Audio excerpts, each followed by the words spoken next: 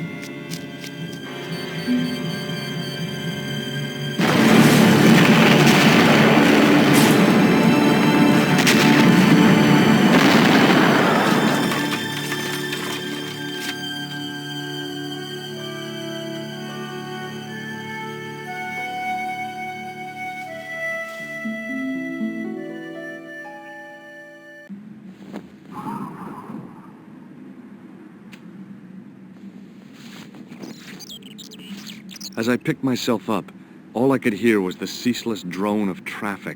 Life went on around me. But the explosion was to change my life forever.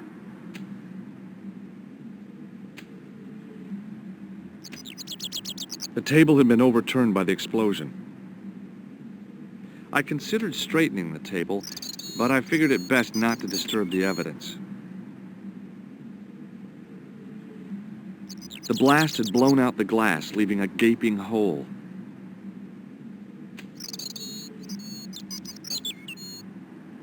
The umbrella had protected me from the bomb blast, but it was of no use to me now. I contemplated crawling under the umbrella and pretending none of this had ever happened.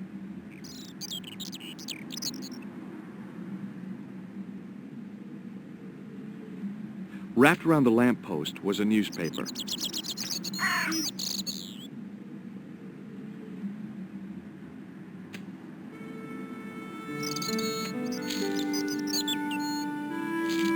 The leading article referred to the visit of a Nobel Prize winner from some unpronounceable Eastern European state.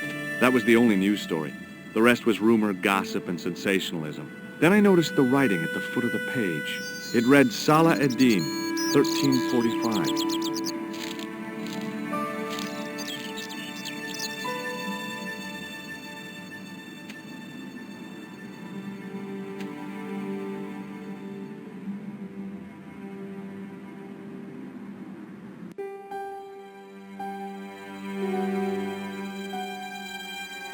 The pretty young waitress was unconscious.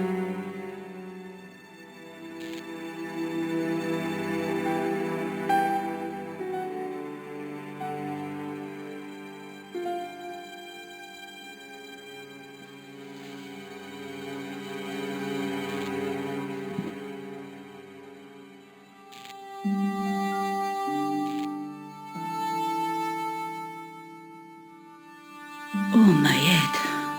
Never again. How much vodka did I drink? Oh, no, don't tell me. What is your name, Sherry? George Stobbart, ma'am. Oh, American. She asked the question quite innocently, but I could sense her reserve.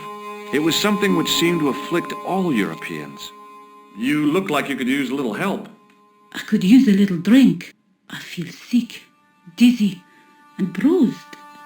I don't even remember the party. Just relax and take it easy. You've been knocked out. You don't say.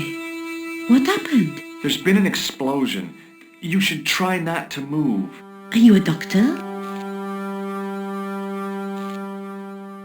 No, but I used to play hospitals when I was a kid. Can you remember anything at all? No. I need a drink. Pour me a brandy. Is that straight or with ice? Just give me the bottle with a teat on it. I guess a little drop won't hurt.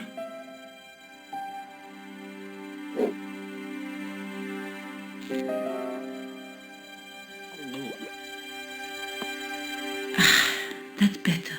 She knocked back the brandy as if it was water. I was glad I wasn't picking up the check. What about the old man? Is he dead?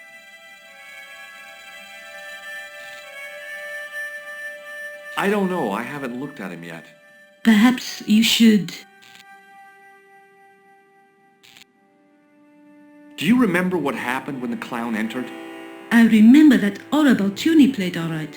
It was like a funeral dirge. I'd never liked accordion music either. Did the clown speak to the old man? No, he just laughed at him. Then he grabbed the old man's briefcase and ran out of the door. Did the old man try to stop the clown? Oh, he didn't have a chance. The clown dropped his accordion and ran out of the door. That's it. That's all I can remember. Did you see what the old man had in his briefcase? No, he didn't open it. What did the old man do when the clown snatched his briefcase? Nothing. He just sat there like he was frozen. Did you know the old man? No, monsieur. I never saw him before. How did the old man behave? Well, agitated. He kept looking about him at the door, at his watch. As if he was waiting for someone? Yes, I suppose so. He was worried about something, that's for sure.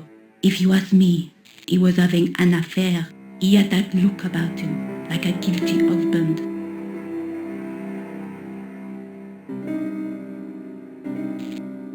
Did this newspaper belong to the old gentleman? I don't know. Someone has scribbled a note on it. It reads, Salah Ed-Din, 1345. Does that mean anything to you? No, monsieur, nothing.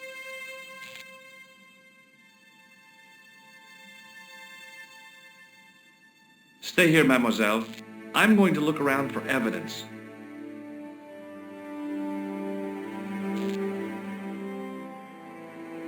It was the body of the old man. It was hard to believe I'd seen him alive only minutes before.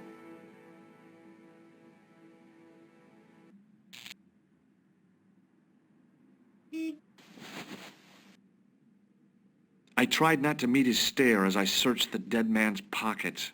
No wallet, no papers, no credit cards. The guy's past was a blank page.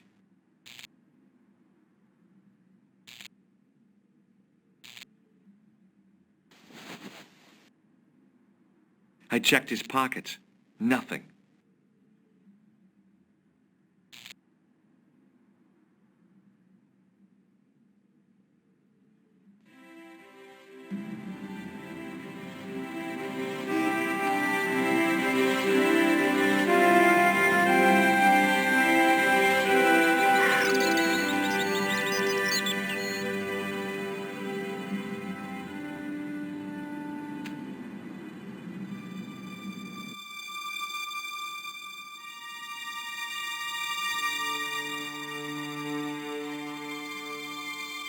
It was a battered old trash can.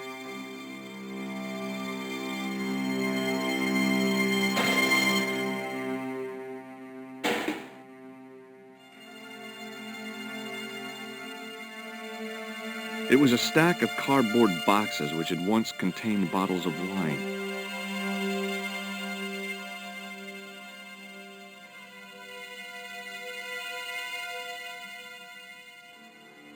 I examined the boxes closely. They were damp and smelly and decidedly empty. It was a battered old trash can.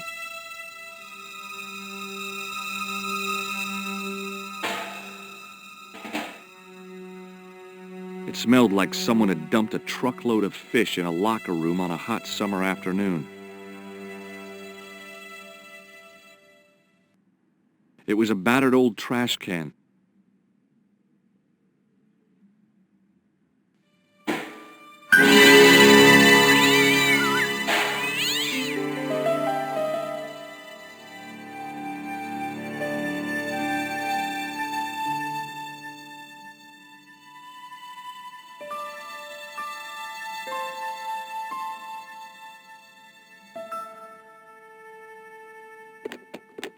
There was nothing of interest.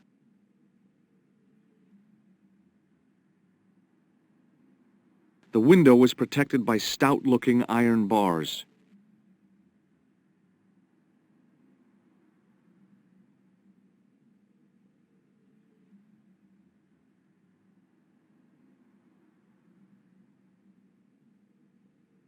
The drain pipe looked as if it would bear my weight.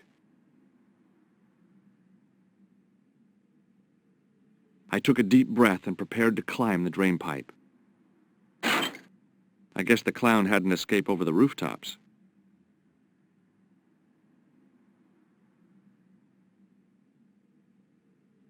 It was an iron cover concealing the entrance to a drain or sewer.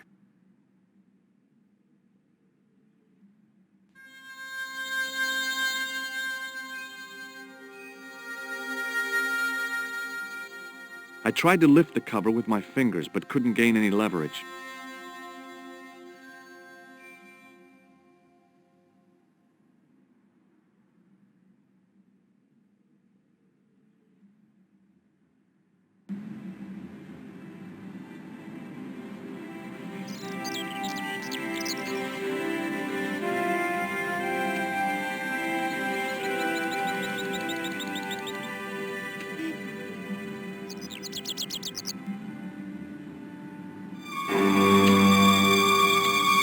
Freeze! Hold it, right there. Oh, don't shoot. I'm innocent. I'm an American. Can't make up your mind, huh? I demand to see the American consul. Drop your weapons and get down on the ground. Put that thing away, Sergeant Mou. I apologize, monsieur, but I cannot permit you to leave. Am I under arrest? Ah, no, I would simply like to ask you some questions. En avant, to the café, marche.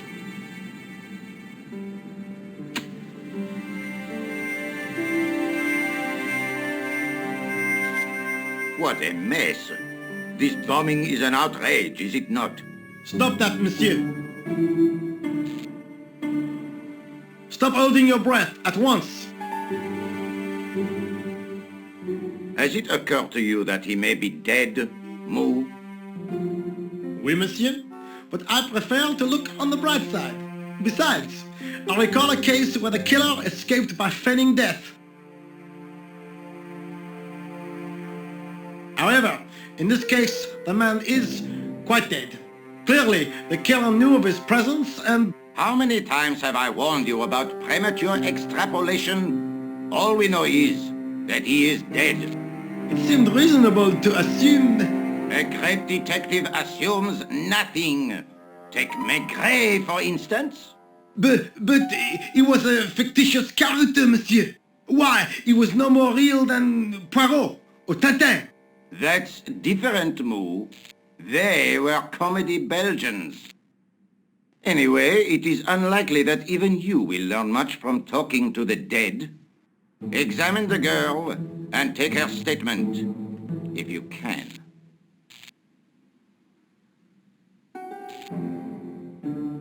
I doubt if she is in a fit state for questioning, monsieur.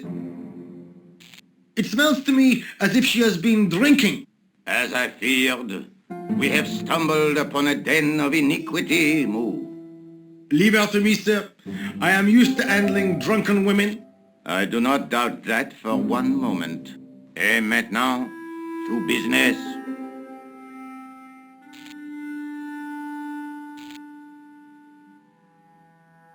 Your name, please?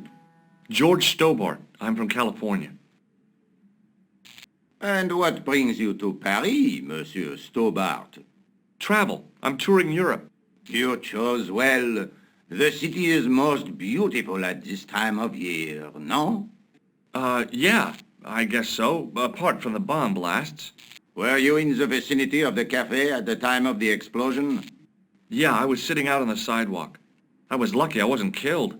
The inspector passed over my remark with no reaction. Did you see the deceased enter the café?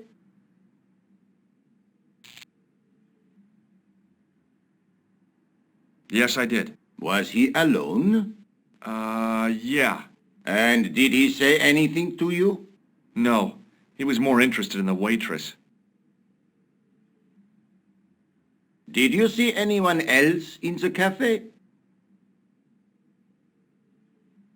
Yeah, there was a guy dressed as a clown. He was carrying an accordion. An accordion? Bon, the picture is forming in my mind, and it is not a pretty one. Is the girl all right, Moo? She'll live if she survives the hangover. She doesn't remember seeing a clown, monsieur.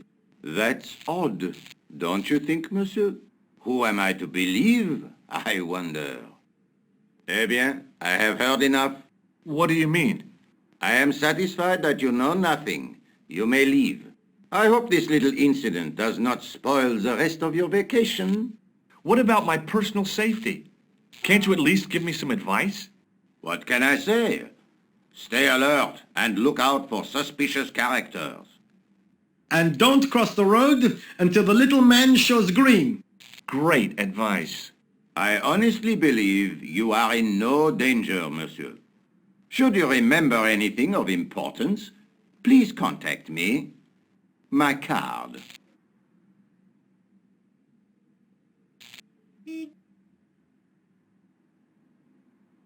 Thanks. That is all. You may go. There's not much to go on, monsieur. On the surface, no. But what lurks inside the subconscious? If the door can only be opened. Are you serious, monsieur? I thought your interest in psychic detection was purely academic. Academic? You are about to witness a scientific breakthrough.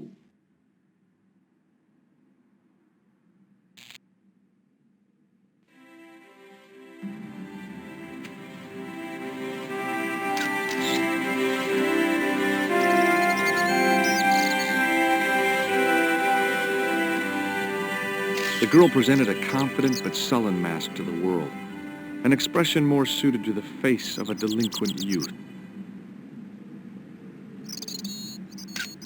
Excuse me, mademoiselle? Hi, my name's George Stobbart. Oh, an American by the sound of it. Yeah, that's right, on holiday in Paris. Some holiday, huh? You were here when the bomb went off? Sure was. Sat right out front of the cafe. Did you notice a middle-aged man, maybe 60, with an hat and overcoat? I couldn't believe it. She hadn't even asked how I was feeling. Yeah, he went inside just before the bomb exploded. You weren't related to him, were you? Oh no, nothing like that. I am Nicole Collard from La Liberté. What's that, some kind of nightclub? No, it is a newspaper. You're a reporter? I'm a freelance photojournalist. Say, you could interview me about the bombing. You know, an eyewitness account. Minutes after the outrage that shook the whole of Paris. You know, real-life drama, human interest, that kind of stuff. I'll just stick to the facts, thank you. Did you see who planted the bomb? I know it sounds crazy, but he was dressed like a clown. Oh God, it's him again.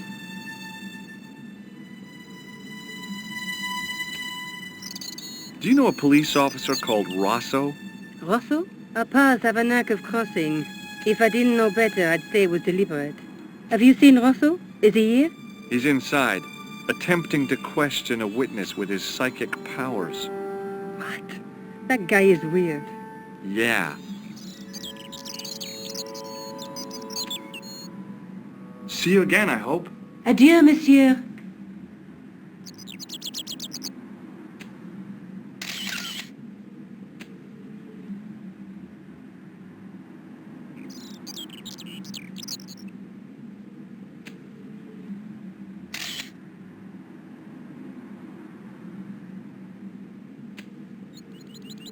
Nicole struck me as being a typical Parisian woman. Attractive, sensuous even, but with an alarming taste in clothes.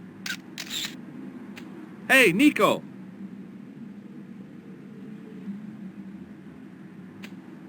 What is it? Rosso didn't blink when I told him about the clown. It's as if he already knew. That is typical of a cold fish like Rosso. I've seen cheeseburgers with more spunk. You speak very good English for a French girl. Thanks. You speak very good English from America. Who's the guy you were supposed to meet? His name was Planter. I didn't know him, but he called me last night. He said he had a story which would interest me. He asked me to meet him at the café. I guess I'll never know what he wanted to tell me. Not unless you have Rosso's gift for psychic interrogation. How did Plantar get your name? Through the newspaper La Liberté. I'd written an article linking two unsolved murders.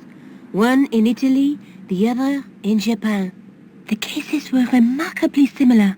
A wealthy victim, no apparent motive, and a costumed killer. Plantar said he could supply me with more information. Have you met the clown before? It's a long story. I have plenty of time. I don't. Why won't you tell me about this clown? Why do you want to get involved? Because he almost killed me. Isn't that reason enough? I guess so. Listen, I'll give you my phone number.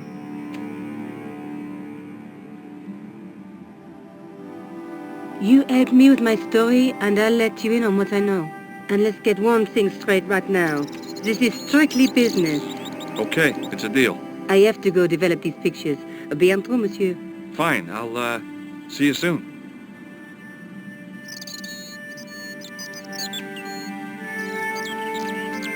The sergeant was a scrawny man in his 50s who resembled a constipated chicken.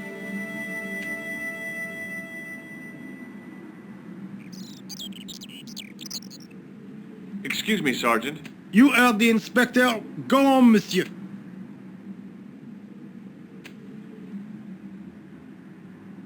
I was one of the last people to see the victim alive, Sergeant. Does that worry you? Yes, it does.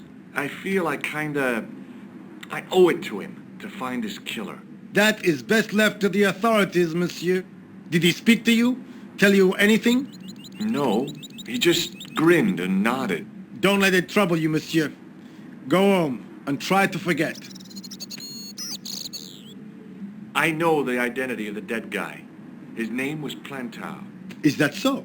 You knew him, did you? No, but We'll know everything there is to know about him soon enough. I'm trying to be helpful here. The best way you can help us is to go home, monsieur. I really did see the clown. He ran into the alley across the street. Did you follow him? I lost him. I figure he went underground. Do you know how many kilometers of sewers there are beneath this great city? It's not a question I've lost sleep over. I have no doubt that Inspector Rousseau will organize a proper search. Did you find the victim's briefcase yet? No, sir. The inspector gave me specific instructions to guard this door. Until he countermands these orders or backup arrives, here I stay. How did you and Rosso arrive at the scene of the explosion so quickly? You arrived within minutes. Was it a tip-off? Inspector Rousseau's sources are a perpetual mystery to me, monsieur. There are some who say he has made a pact with the devil. And what do you think? I think he is the devil. What is Rosso doing with that girl? He is giving her the once-over, as you Americans say. Huh? Once he gets his teeth into a case, nothing will shake him off. Was he serious about all that psycho-detective stuff? Of course. Inspector Rosso is a pioneer and a visionary.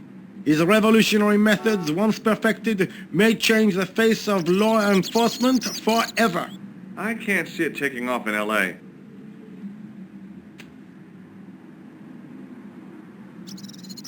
Look, Sergeant, the inspector gave me his card. Yes, monsieur. He wants you to advise him if you have any information concerning this case. Well, I'd be glad to talk with him, but I don't want him working his psycho-weirdness on me. Ah, no, monsieur. You are confusing the science of parapsychology with witchcraft. Oh, yeah? What's the difference? We don't do sacrifices. I found this in the street, Sergeant. That, monsieur, is a newspaper, no? There's a note written on it. Salah Eddin, 1345. Ah, so the meeting with the clown was planned. How do you make that out? The time of the explosion was between 1:30 and 2 o'clock, n'est-ce pas? I guess so. But what about the name? Aha! That stumped you, hasn't it? I have never been stumped, as you put it, in my life, monsieur. It is the name assumed by the clown, no? Salah Eddin the clown? I don't think so. See you later, Sergeant.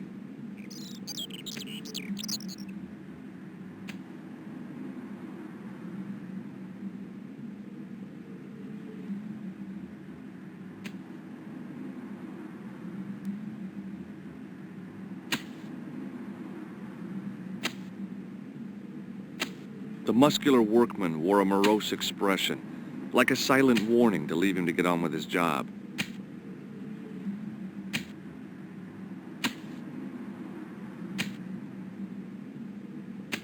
Hi, can you spare a few minutes?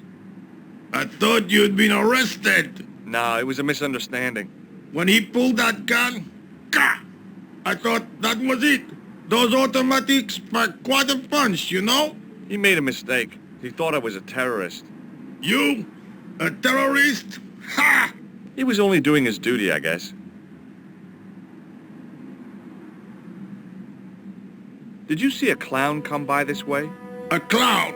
Like in a circus? Yeah, with makeup and a big red nose. Huh! Those guys are funny, aren't they? Not in my experience. I love the circus, especially the horses. You haven't answered my question. Have you seen a clown? You think I've got time to watch everyone who passes by? Some of us have to work for a living. Look, I know you're busy, but surely you'd have noticed a clown. I told you already. I didn't see a thing. He was wearing multicolored baggy trousers and makeup. He'd be a poor sort of clown if he didn't. Listen, I have to find that clown. He's a killer. Say, who are you anyhow? A cop? No, of course not. I mean, do I look like a cop? I guess not. How do you know this guy's a killer? Did you see him in action? Didn't you hear the explosion? The café was blown up. I wondered what that bang was. Any bodies? Yeah, an old man was killed. Merde. I didn't think it was that serious. What about the waitress? Oh, she's fine. Thank the saints. Did you see an old guy with a briefcase? Wait, silly old coot. Do you know what he said to me? Work fascinates me, he says. I could watch it all day. Quelle bite. I could have knocked his block off. Did you recognize the old man? No. Should I have done? Was he a celebrity? No, but I guess he is now. His name was Plantar. Was he the one who died in the café? Yeah. That's too bad. Now I wish I hadn't called him what I did. If only I could turn back the clock. If only I'd been more tolerant. Regret and remorse are strange emotions. They really bring out the hammiest actors in people. I gotta go. Don't let me keep you.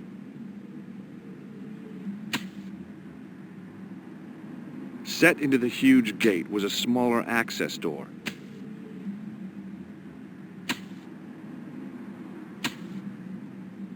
The door was securely locked.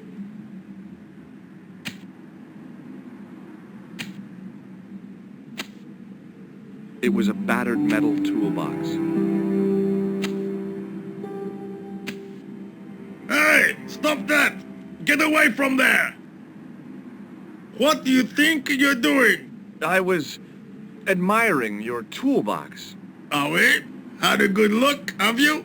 I'm warning you, if you touch it, I'll crack your nut. Okay, I get your point. The muscular workman wore a morose expression, like a silent warning to leave him to get on with his job. Hey, you! What do you want now?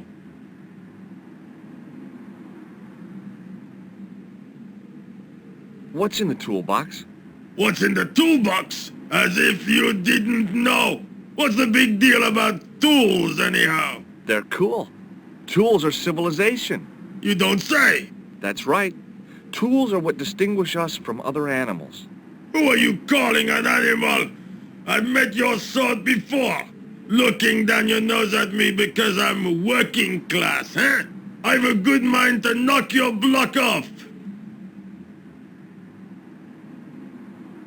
What kind of tools do you keep in your box? Huh? You really are interested in tools? Sure, like I said, tools are...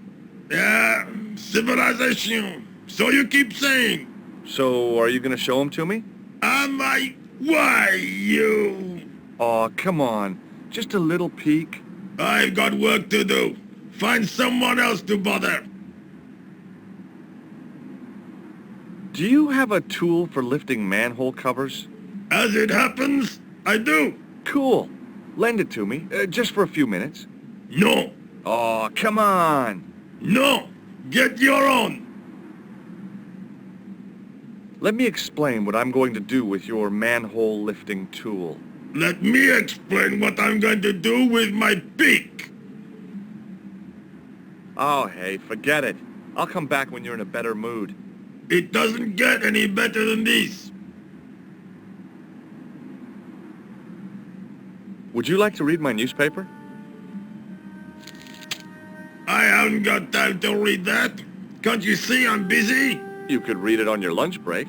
10 minutes is all I get. And if my boss had his way, I wouldn't get that. He'd have me on a drip, so I didn't have to stop to eat. Oh, take the newspaper and quit complaining.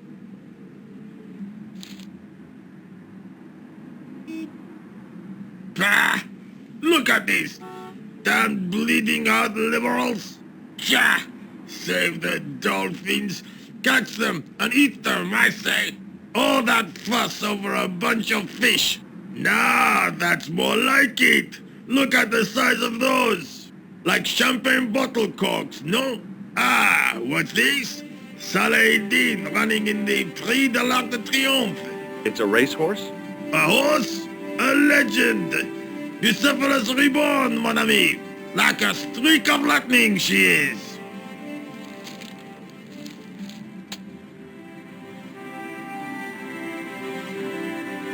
Do me a favor, won't you? Keep an eye on my hole. I'm off to put some money on that nag. What about your toolbox? Stuff it. Help yourself.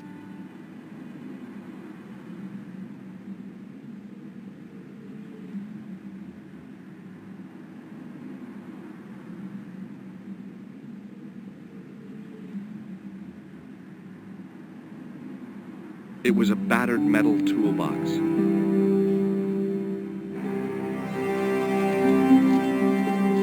I'd found just what I wanted, a tool for lifting manhole covers.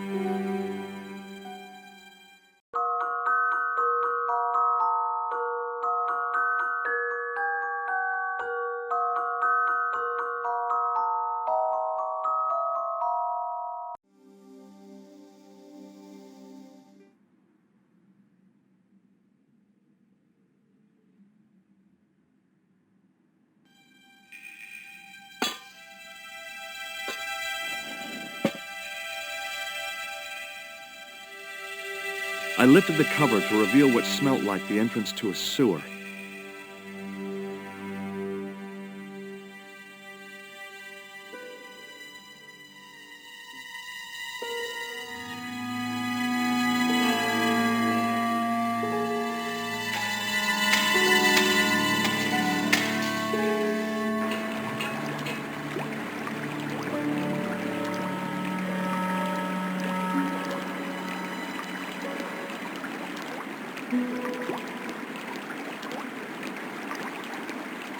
It was a shiny red plastic ball sat incongruously on the slippery green slimed floor. As I picked up the plastic ball, I realized it was intended to be worn. It was the clown's red nose. The nose was hollow. Printed on the inside were the words, RISEE du MONDE, Paris.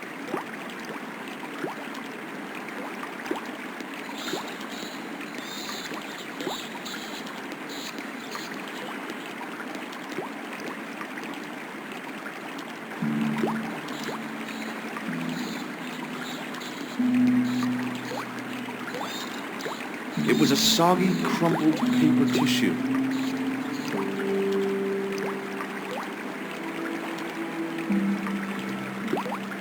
I scooped up the sodden tissue. It was cold and greasy, like breakfast leftovers. It was the soggy tissue I'd found in the sewers.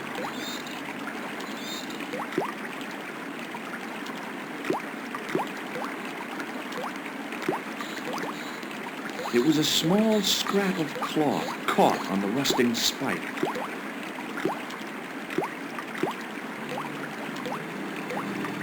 I took hold of the scrap of material and unsnagged it from the spike.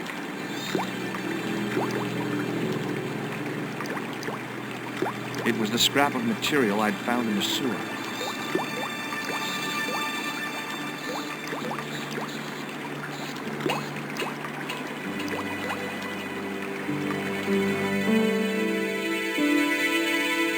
Hi there. Hold it right there, you sewer rat.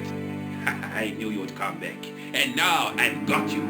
What are you talking about? You're trespassing. Come out of there, immediately. That's what I'm trying to do. Give me your hand.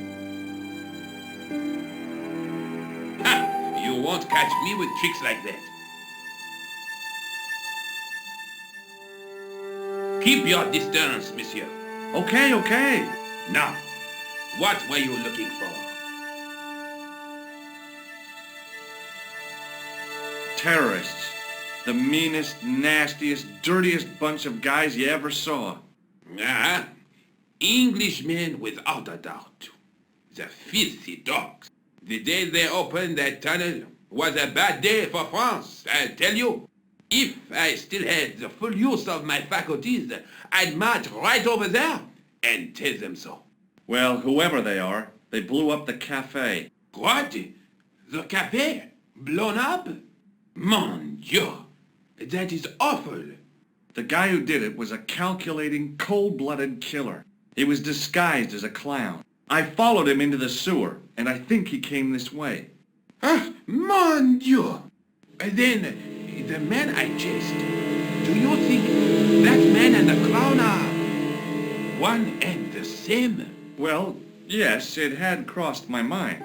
Ah, that still does not explain what you were doing down the sewer. For all I know, you are in league with him. Oh no, I'm just a tourist. Most tourists are content with the Eiffel Tower, the Louvre, or the Pigalle. I didn't realize my waste pipes were such an attraction. Was the guy you saw carrying a briefcase? I didn't notice. Now are you going to leave, or do I have to call the police? Do you know the waitress at the cafe? Oh, she isn't hurt, is she? No, she's fine. Oh, thank heavens. A poor girl like her isn't safe with the likes of you roaming the streets. Can't you understand? I'm not a gangster. I'm an American tourist. Ah, that's what you say. Does the name Plantar mean anything to you? No, it doesn't. Who is he? The man who was killed in the cafe. I'm gonna find the guy responsible. I'll find him.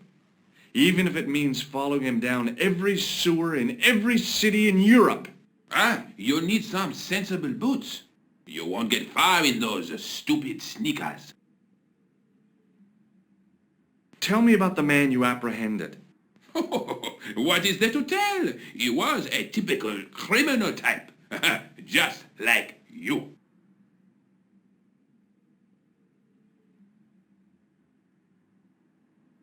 What does this tissue mean to you? Nothing, monsieur. It's disgusting. What on earth possessed you to show it to me? Someone had emptied their nostrils into it. Do you recognize this material? I am not telling you anything. Take a look at this false nose. I've never seen it before in my life. Perhaps you'd like to take a look at my card?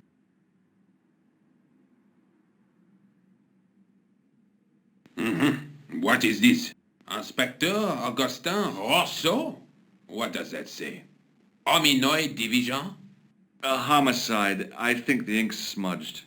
Then you are not a tourist. Okay, I'm not. I lied to you, and I'm sorry. Don't apologize, monsieur. You know, I had a feeling there was something different about you. It is your posture, your poise. Oh, yes. There is no mistaking the bearing of a disciplined man. And I should know. I was in the army, you know. When I was your age, I was fighting for my life in the African desert. How can I help you, Inspector? Let's start over from the beginning and tell it just like it was. Was the guy you saw carrying a briefcase? Why, yes, he was.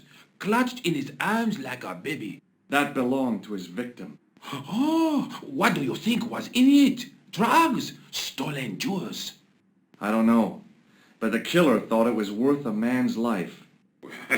Nothing is worth that, monsieur. Do you know the waitress at the cafe? You can't suspect her, surely. Just answer the question, please. Yes, I know her. Quite well, you could say. She came to work at the cafe 6, 7 months ago. I look forward all week to the relief she gives me when she visits. Really? So you'd miss her if she wasn't there? Oh, mais oui. Who else would I find to cut my toenails? Does the name Plantar mean anything to you? No, monsieur. Who is he? The man who was killed in the cafe. I'm gonna find the guy responsible. I'll find him. Even if it means following him down every sewer in every city in Europe. Bravo! Tell me about the man you apprehended. He was a mean one, monsieur. He grabbed me in an armlock, his face suddenly next to mine. His grip was like iron, but he did not know what he was up against. Oh no, He made a big mistake when he took on one of the desert hyenas. Yes, I get the picture.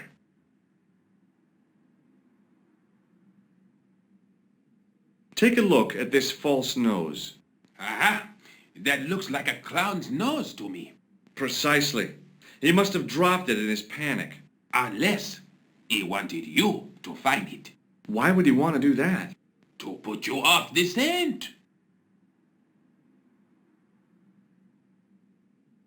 Does this piece of material mean anything to you? That is the same cloth as the jacket I found. I'd recognize that pattern anywhere. Did I show you this tissue? Oui, monsieur. This is what I used to open the manhole cover. I have one just the same as that, monsieur. I will fetch it if you like. No, don't bother. Oh, it is no bother, monsieur. Nah, forget it. Just trying to be helpful, monsieur.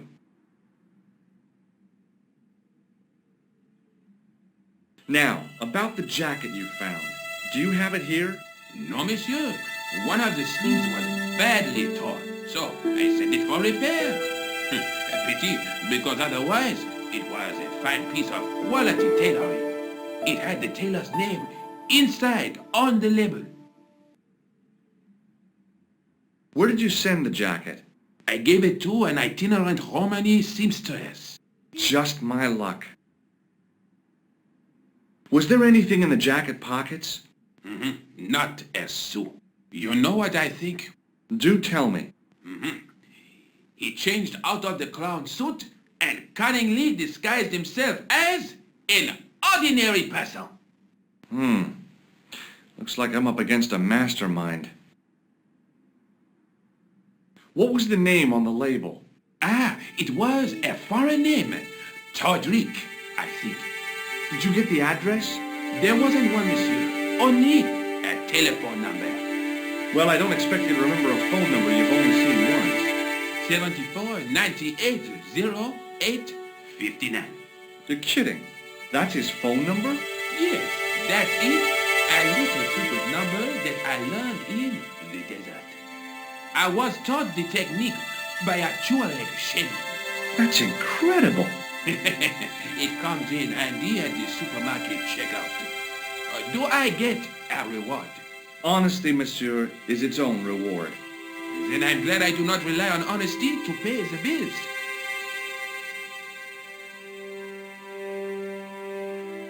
I have to be going.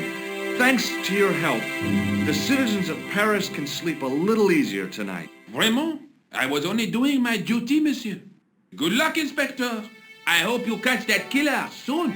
I'll let you out.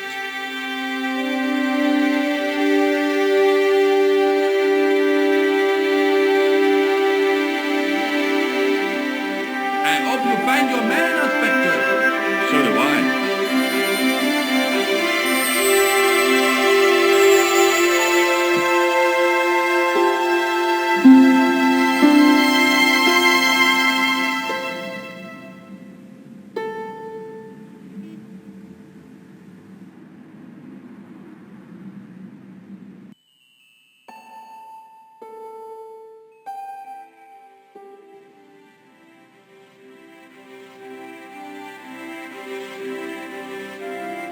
The policeman was not much older than me.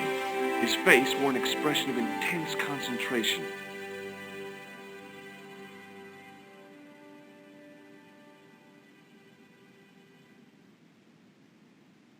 Excuse me. Not so fast. I'd like your personal details, please. Huh? What for? In the event of an accident, it would help us to know where to send the body. Look, is this really necessary? I came in here to talk to Rosso. Why did you not say?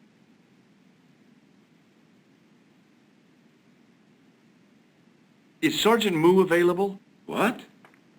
You want to speak to him? Yes, please.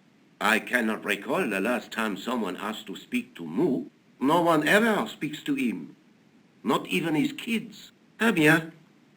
He is not here, monsieur. He is with Inspector Rosso, like Laurel and Keaton. No, monsieur? Hardy. Oliver Norville Hardy.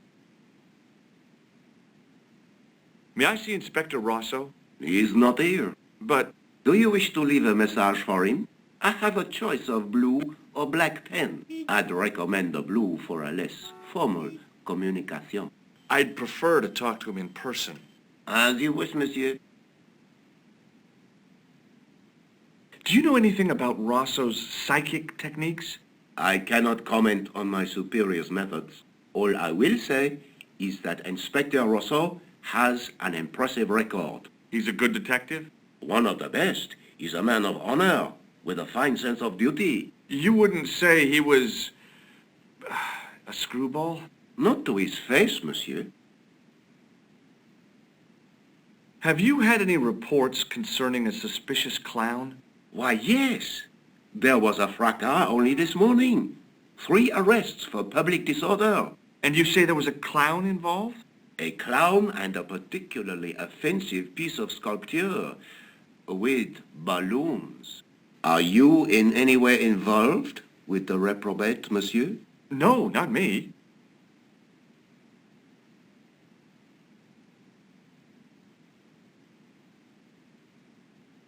I found this red nose near the Café de la Chandelle Verte. A clown's nose? That's right. The guy who wore this is a savage killer. If you say so, monsieur. I found this scrap of material in the sewer. Vraiment? It was probably torn from the clothes of a psychotic killer. Even if you were Sherlock Holmes, I would have trouble believing you. I found this tissue. What the hell is that? It's evidence. Evidence of what? Mayonnaise smuggling? The sticky stuff is grease paint. Ah, and that is supposed to make me happy, is it? I suggest you think long and hard about what you are doing with your life, monsieur. Thanks for your help, officer. It was a public telephone.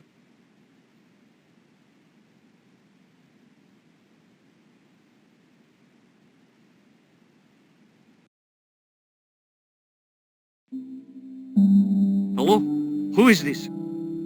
Hi, my name's George Stobbart. You don't know me. Correct, Mr. Stobbart. I don't. What can I do for you? Well, I'm trying to trace one of your customers. Could I maybe come over and talk to you? No, that's not possible. Oh, okay. Forget it. Listen, all I want is a name. What are you talking about? Who are you working for? I guess you might say I'm acting in the interests of truth and justice.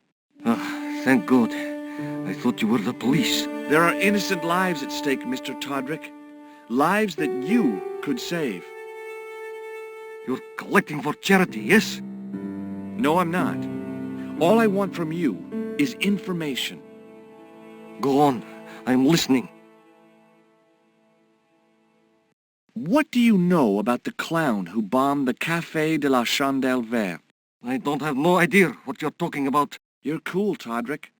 But I think you know more than you're saying. I don't know who you be, but sure I am you don't know what you're talking about. I don't know if you're saying that to make me think you don't know what I mean, but... Oh, this is ridiculous. Quit playing games with me, Todrick. I tell you, I know nothing about no clown. Did you know that one of your customers was a part-time clown? If a guy feels happy with a funny nose and custard down his pants, what's the problem?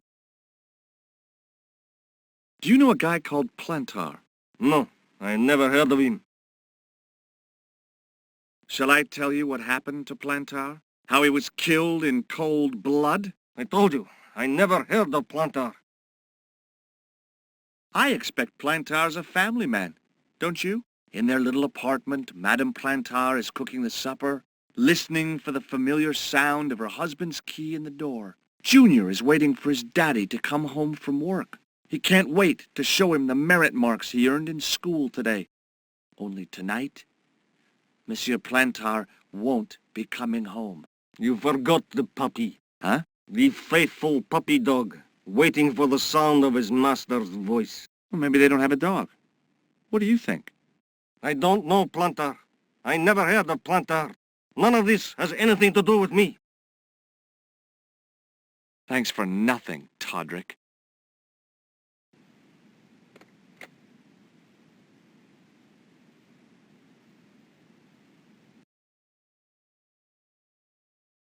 Bonjour, Kula.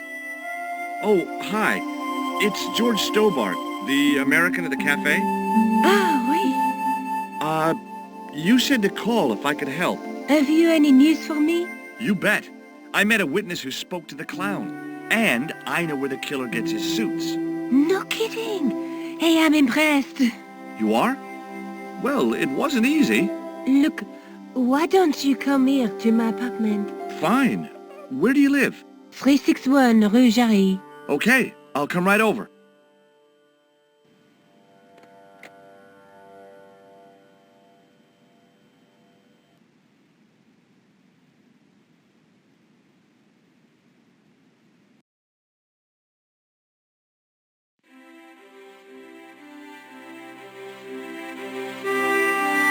The shop window featured a display of gowns and women's stuff.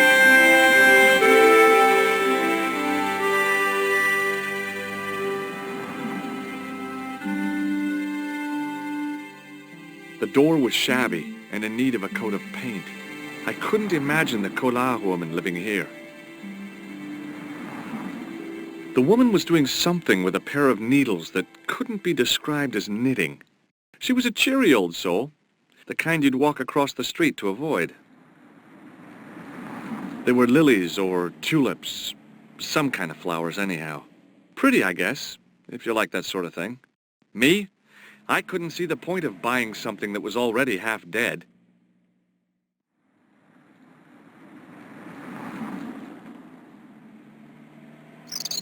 Oh, hi. Bonjour, monsieur. Would you like me to foretell your future? No thanks. I'm very good, and it only takes a minute. Thanks all the same, but I'm not superstitious. Besides, if it only takes a minute, that's not much of a future to look forward to. I've changed my mind. Will you tell my fortune? You're going on a long journey. My, oh my. What a surprise. Can you tell me anything I don't already know? 10 francs, please, my dear. 10 francs? That's a rip-off. Please yourself. How does this fortune-telling routine work? If I knew that, I wouldn't be selling flowers for a living. Haven't you ever wondered why you were blessed with the gift? Well, it's a bit like satellite television, I suppose. Some of us are born with a built-in receiver dish. I just happen to be one of the lucky ones. Can you really foretell the future? Only time will tell, monsieur. The strange thing is, I can't seem to see myself in the future. Other people, I have no problem. But when I try to see what might happen to me, nothing. That must be scary. Maybe. I figure it's a kind of natural safety mechanism. Either that, or I don't have a future. Do you know a young woman called Nicole Collard? Yes, I do. She lives upstairs from me, in the apartment block across the street. The door isn't locked, but you'll need to give it a gentle nudge. It sticks, you see, because of the damp. The landlord said he'd fixed it before winter sets in. He's been saying that for 3 years. How long has Mademoiselle Collard lived here? A few months. She's in for a shock when the cold weather comes. Drafty windows, insufficient heating, it's a struggle to keep warm. The only reason I stay is because the rent is cheap. Your young lady, she deserves better. I thought Mademoiselle Collard was a successful photographer. Not as successful as she makes out for all her fine clothes. Oh, I've heard her crying herself to sleep at night. That's awful. Now don't you let on that I've told you. She's proud, that one. Too proud, if you ask me. Are the flowers for sale? Oui, monsieur. Okay. I'll take a bunch of those white ones. I wouldn't do that if I was you. No? They are lilies, monsieur. Some people associate them with death. Yikes. Thanks for telling me. What other flowers do you have? Dahlias? What do they signify? Insecurity. I don't want to give her the wrong idea about me. What about the tall yellow ones? Those are iris, the flame of passion. And the little yellow ones? Sensuality. Well, they're no use to me. I want to make an impression, not jump down her throat. Do you recognize this nose? No, monsieur. What do you make of this tool? Is it something a dentist would use? No, it's for raising manhole covers. Formidable. What can you tell me about this material? It's a very expensive piece of cloth, monsieur. What can you tell me about this tissue? Nothing?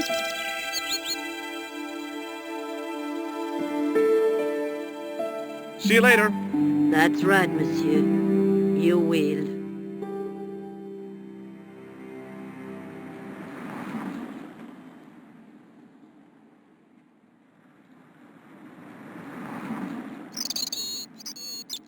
Remembering the flower seller's advice, I pushed the door gently just above the lock.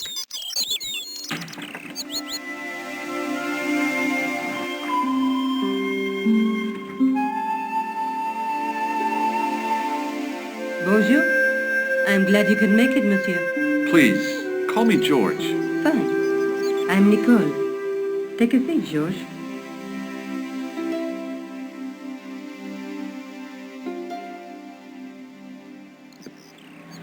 Eh bien? And what have you been up to? I've been exploring the sewers beneath the café. I thought I could smell something bad. The clown used the sewer to escape and to change out of his costume. I guess he was in a hurry. He left his jacket behind. And? I got his tailor's phone number. What's more, I know where he hired the clown suit, too. You had better luck than I did. Luck, she said. Luck! Hard work, I'd call it. What happened? I took my photographs to the editor, but he wasn't interested. Can you believe it? He told me to drop this story. But you're not about to do that. Oh, no.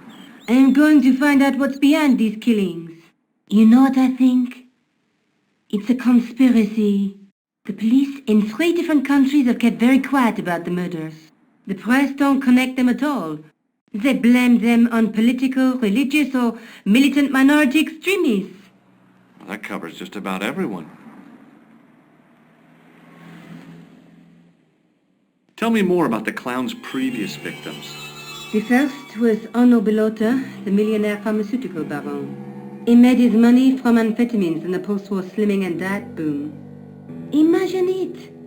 Millions of housewives literally speeding their butts off. Was he killed for his money? No. He had no living relatives, and his fortune went to the orphanage where he'd grown up. The only witness in the case was his Filipino au pair. She swears he was led to his death by a snowman. What about the clown's second victim? Yamada, the controversial Japanese green politician. He inherited his fortune from his father's electrochemical consortium. He was committed to dismantling Japan's automobile industry. I can't see him gaining much support with a loony policy like that. Yamada was a man of vision. He was years ahead of his time. If you say so. How did he die? At the hands, or should I say, flippers, of a giant emperor penguin. A snowman, a penguin, and now a clown. You know, I hate to admit it, but this is scary. And I'll tell you what, I won't be accepting any invitations to costume parties. I don't blame you for being scared. I am too. But this story could be my only chance of a big break. Or a premature death. I found this false nose in the sewer. It has La Risée du Monde printed inside it. The laughing stock of the world. It's a costume shop near the Gare Salazar. I'll check it out. Maybe the owner remembers who hired the clown costume. Why don't you put it on, George? No way am I wearing this. I'd look really stupid. Besides, you might have had a cold.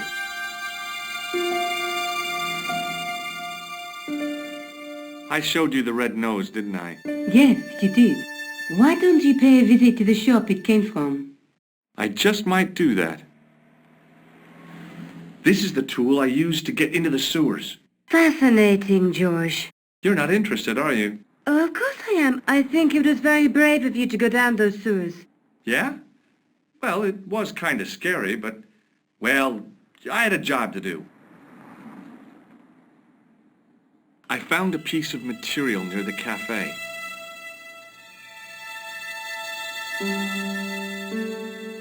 When I showed it to the concierge, he recognized it right away. It's very distinctive, all right. Just wait until you see this. I developed the film I shot at the café. Here, George, it's an enlargement I made. Look what that guy's wearing. Checkered pants. The same material as I found in the sewer. That's right. This guy shouldn't be difficult to find. Oh, no? Take a close look at his left cheek. A scar. In the shape of a horseshoe. Oh, a crescent moon.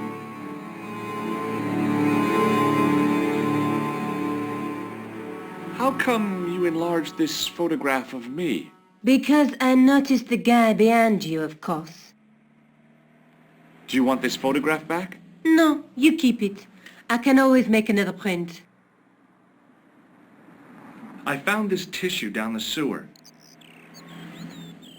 Oh, that's disgusting, George. I think the stuff on it is grease paint, like actors use. Or clowns. It's still disgusting. Get rid of it. Did I show you this tissue? Yes, George. I asked you to get rid of it. Tell me more about yourself. Oh, there is not much to tell. Well, how did you get into photography? I guess I owe that to my father. He bought my first camera. I was 8 and my parents had just split up. Did you live with your father? Yes, my mother went off with her new boyfriend. I don't mind. Papa was all I needed. 4 years later, he died in a plane crash. Ah, I'm sorry. Well, it's all right. I don't mind talking about him. He was more like an older brother, really, always joking and laughing. Papa always wanted I should study art. That's why I went to college. Did you learn about photography at college? Oh, God, no. I couldn't afford the materials. We were billed for everything we used, paint, canvas, paper. Most of my year turned to minimalism. It was cheaper. I used to go poaching in the park for squirrel hair. The only time I wasn't hungry was the time I did printing. I used to eat the potatoes. You're making fun of me, aren't you? Oh, no. Do you have a boyfriend? That's none of your business.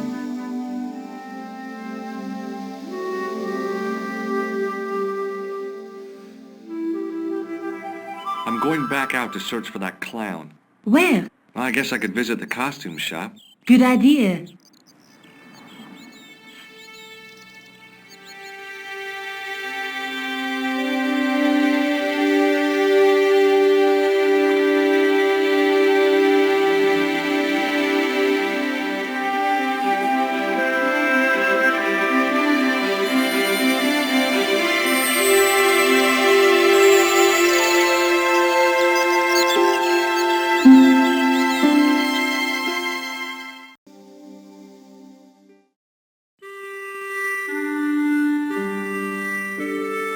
The guy's spoon-shaped face was mournful and humorless. He looked like a vegetarian in a slaughterhouse. Excuse me? Bonjour, monsieur. Please, come in. Welcome. Leave the mundane world behind, for in these four walls, fantasy is king. I don't want a costume. Didn't you ever dress up when you were a child? Not that I remember. Incredible! You'll be telling me next that you never shared your elder sister's lingerie. I don't have a sister, and I think I'd look pretty silly in a brassiere.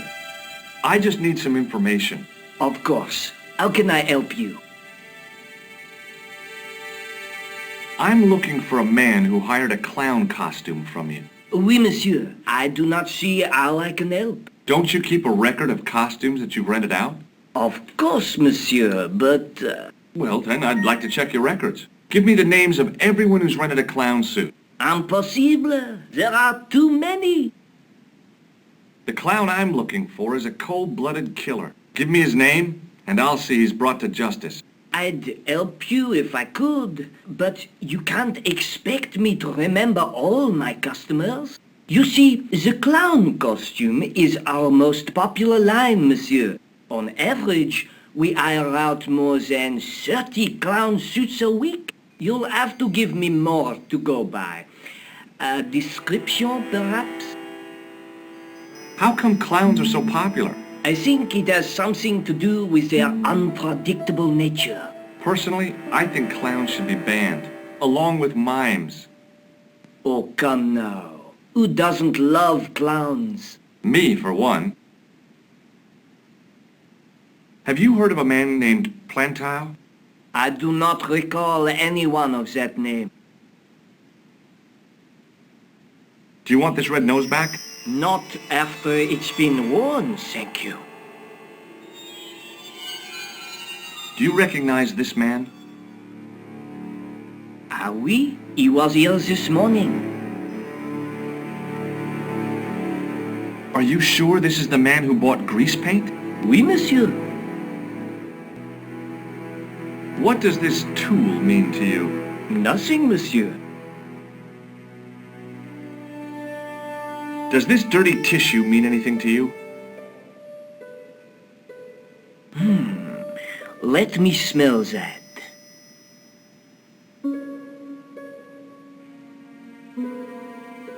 Bestheimer's number 7 white pancake. Theatrical grease paint, right?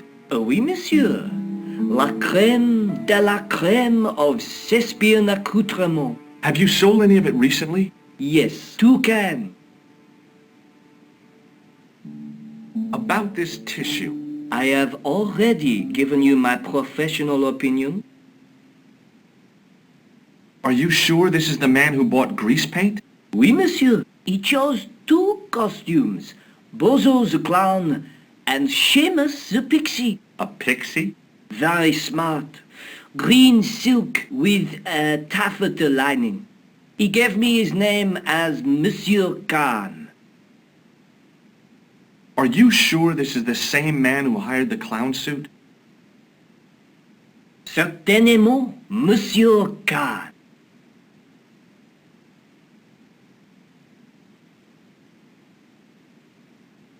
Thanks for your help, buddy. My pleasure, monsieur. Allow me to shake you by the hand. Huh? Well, okay.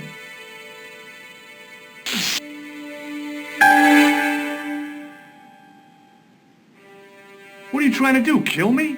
You did not find it amusing? I never saw the funny side of electroshock therapy. Eh bien, it is yours to keep. A gift? Do I need a license? No, but I give you a word of warning, monsieur. What? Remember to switch it off before you visit the toilet.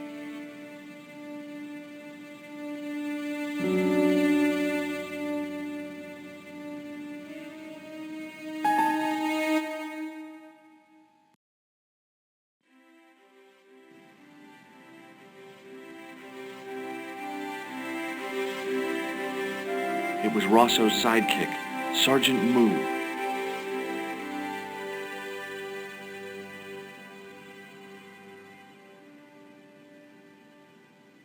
Excuse me? Ah, Monsieur Stobbart, n'est-ce pas? That's correct. You remember me. The retention of such data is part of my duty as a gendarme. That is how crime is fought, through attention to detail, not intuition. Yes, sure.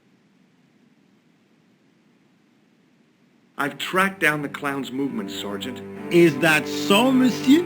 Yeah. There's a man down the street who saw him crawling out of the sewer. Dressed as a clown? No, he changed into ordinary clothes by then. So, How did he know it was the clown? He didn't, but all the clues add up.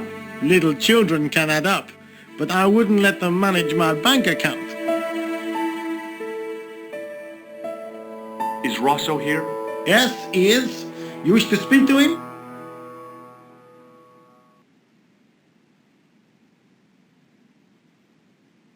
Yes, I do. One moment, monsieur.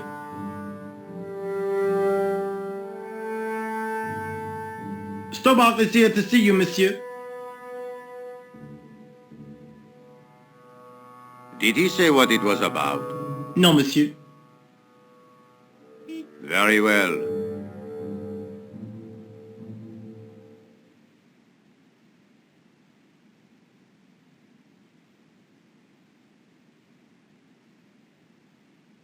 Hi, Inspector. Remember me?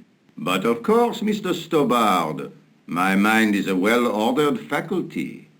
A mental classification system that's the envy of the Bibliothèque Nationale. No tricks, mark you, monsieur. Just exercise. Just as our muscles waste through inactivity, so our minds decay. But there is no need. If only people would learn to exercise their wits daily. If he was trying to impress me, it worked. He was pompous and patronizing, but he had style. Eh bien, if you called about the bombing, you're too late. Investigations have been closed, but I've been taken off the case. What about the murderer, the dead guy? It is out of my hands. What was that psycho-detective business you did in the café?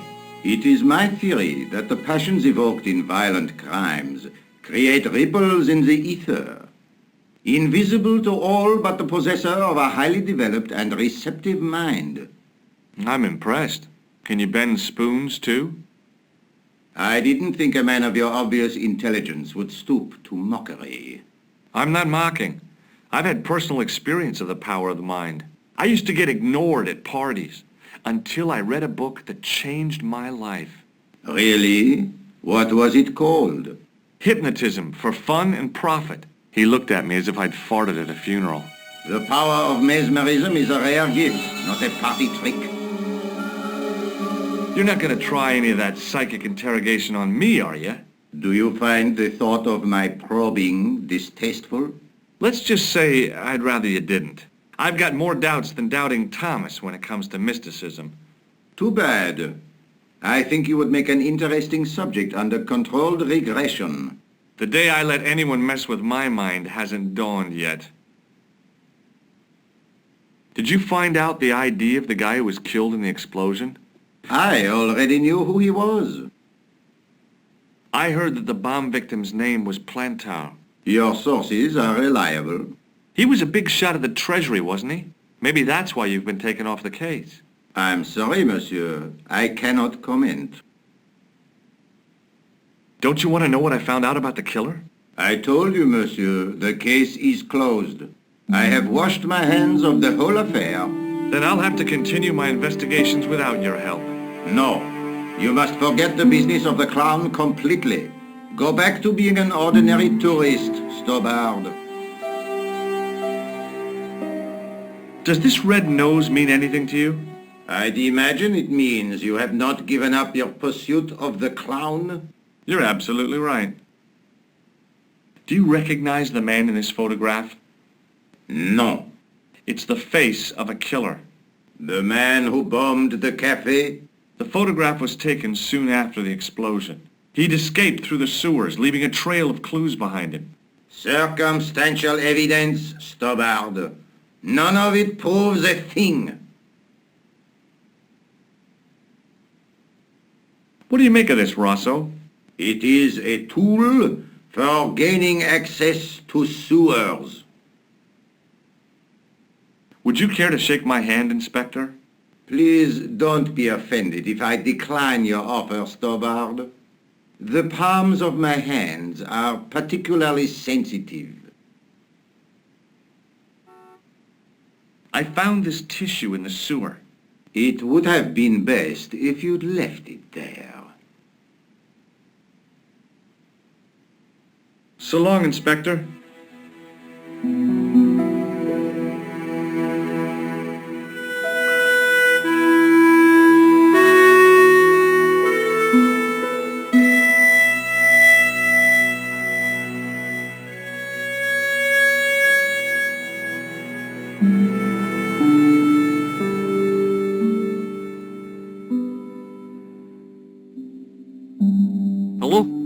is this? Mr. Todrick? Oh, it's you again. What now? The man I'm looking for is called Khan. He bought a suit from you, remember? Mr. Khan. Yes, I remember him. Yes, I delivered the suit to his hotel. The Hotel Ubu. I don't remember the room. It was upstairs. The second room on the right-hand side of the corridor. Thanks, Todrick. That's all I wanted to know. Now I've got you, Mr. Clown.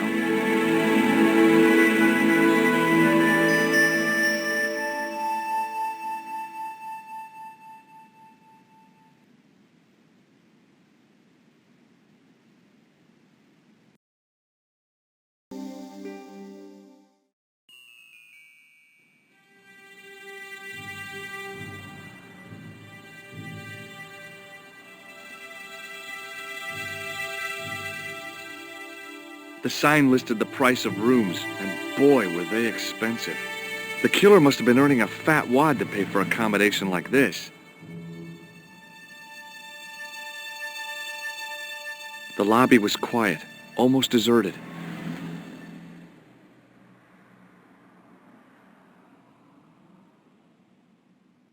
The man looked like an amiable Bigfoot.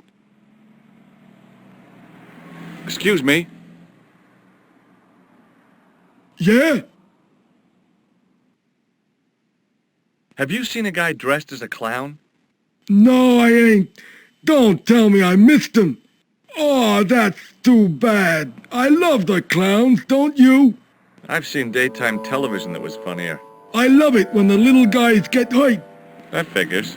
Custard pies, hose pipe down the pants, then smack! A plank in the kisser. You ever meet a guy called Plantar? No, I ain't. You missed your chance. If you're quick, you'll catch him at the coroner's. Do you happen to know a guy named Khan? That ain't nobody I know. I'm sorry to be a burden on your brain. Have you ever seen this clown's nose before? Nope.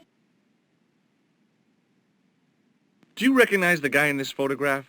Is this a trick question? No, I simply asked if you recognized him. Okay then. Nope, I don't. What do these... Oh, never mind. Shake my hand. Nah. Oh, rats. Do you recognize this tissue? Think carefully now. Ooh, ooh, ooh. I'm gonna have to hurry you. Ooh. Time's up, so I'll tell you. It's a used tissue with a liberal dump of Bestheimer's number 12. If you say so. You don't recall this tissue, do you? Nah. See you later. Not if you see me first.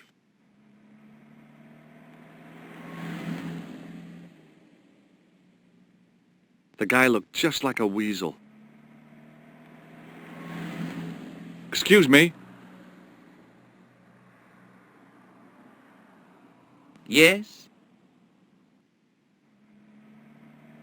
Do you know a man by the name of Khan? No, I don't. It's very important I get to see him, and... I told you, I don't know it. I'm looking for a clown. Are you trying to be funny? No, I really am looking for a clown. There are no clowns here except you. Have you heard of a guy called Plantar? No, that name means nothing to me. Have you ever seen this clown's nose before? No. Do you recognize the guy in this photograph? No, I never saw him. What does this tool suggest to you? Hard labor. Will you shake my hand? Are you joking? Who knows where it has been? What does this tissue mean to you? Are you serious? Oh, yes. Take a good look at the substance it's smeared with. You are sick. Very sick.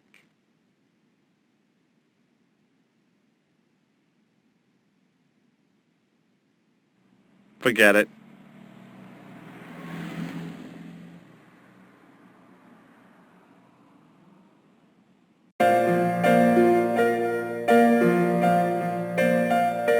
The woman was obviously English. She had all the qualities of Boadicea, Elizabeth I, and Margaret Thatcher rolled into one. It wasn't a pretty sight.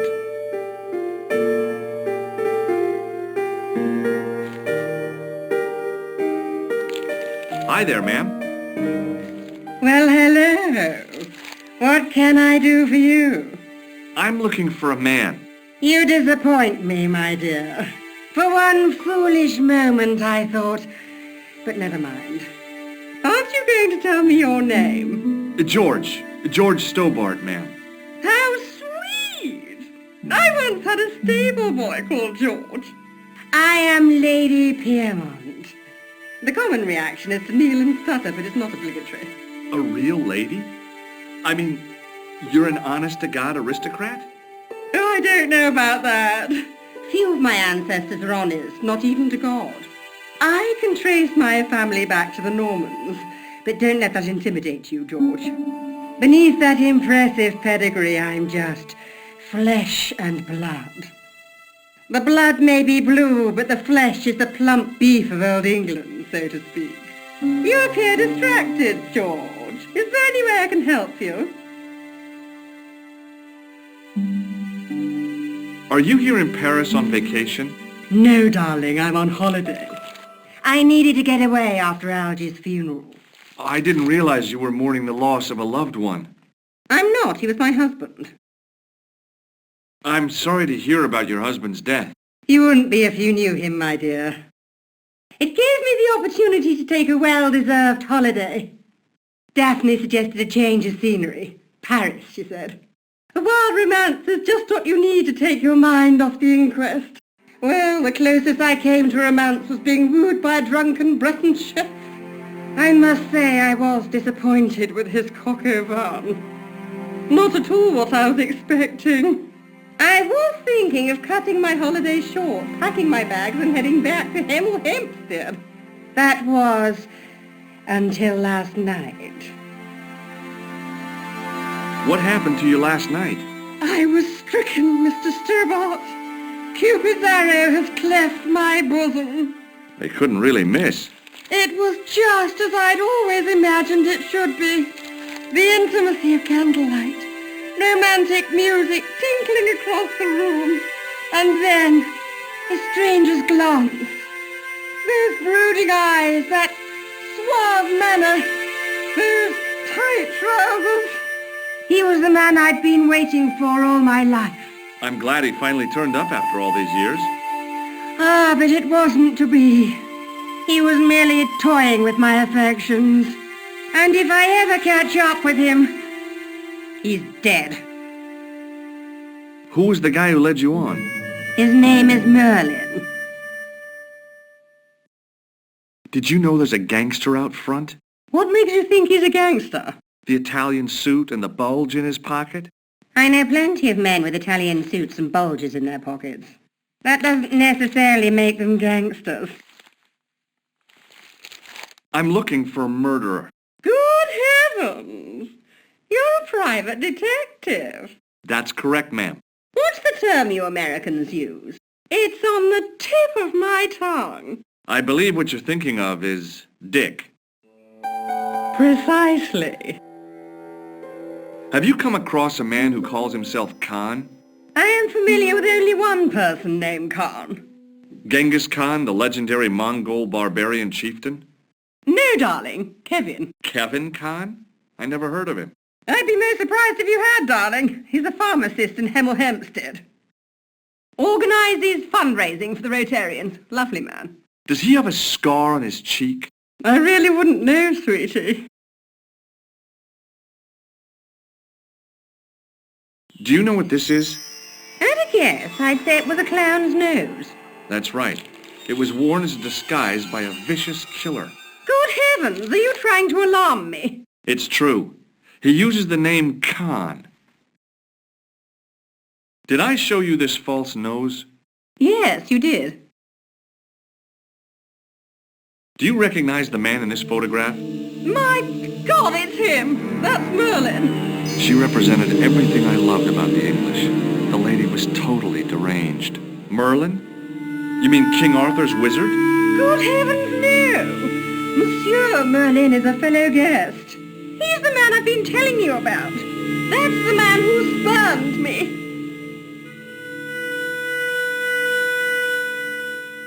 The man you know as Merlin is a fake. What do you mean, sweetie? He's a murderer. He also uses the name Khan. I am shocked, Mr. Stobbart. Shaken. I took him to be a gentleman, a man of honor. Do you know, I'd rather like to assist you in stitching him up. When did you last see Merlin? It was no more than an hour ago. He came downstairs and spoke to that clerk chappie. Something passed hands. I couldn't see what exactly. A briefcase? No, smaller than that. A bundle of papers, perhaps. The clerk put it in the hotel safe and Merlin went out. Are you sure you saw Merlin putting documents in the safe? Yes, darling, positive. I wonder what they were. Obviously something of great importance. Yeah. I'd sure like to get my hands on whatever it is. I'll bet they had something to do with Plantow's briefcase. Has Merlin returned to the hotel? No, he hasn't. Are you going to search his room? If I could get in there, I would. Did I show you this photograph? Yes, darling. Can you think of any use for this tool, ma'am? Oh, I can think of someone I'd like to use it on. Would you like to shake my hand, ma'am? Now, George, there's no need to be so formal. We met as tourists and I want to keep it that way, despite the enormous social gulf between us.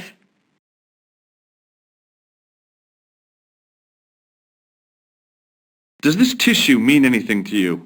Good God, no! I just thought the smell might be familiar. Please, darling, put it away.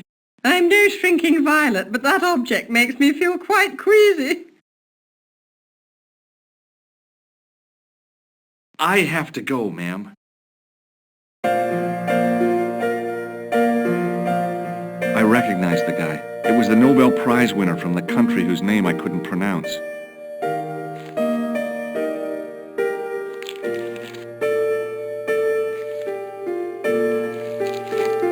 Excuse me, didn't I see your picture in the news? You're that Nobel Prize winner from some unpronounceable Eastern European state. Yes, that is me, in person. I don't want to worry you, but have you had any threats on your life? You know, mysterious phone calls, letters made up of headlines cut from the newspaper. I don't know what you're talking about. Have you seen a clown? I beg your pardon? The clown. A guy in funny pants. Have you seen him? My pants are from England. Marks and Spencer. They are a pleasure and a comfort to wear, with much support. I'm real glad to hear that. You know, it's good to know you Nobel Prize winners are human too. In my country, the people make do with string and egg cartoons. For pants? For everything. Oppression is the mother of ingenuity. Do you know a guy called Plantow? I don't know anybody in Paris. Oh, well, this guy's dead anyhow. Why do you ask me about dead men? I have seen enough of death to last me a lifetime. I'm, sure you have. What does this clown's nose suggest to you? In my country, we have no use for clowns. I'm glad to hear it. They were dealt with most severely in the last cultural cleansing. What about the mimes? Did you get them too? All gone. Our streets are mime-free. Sounds like heaven.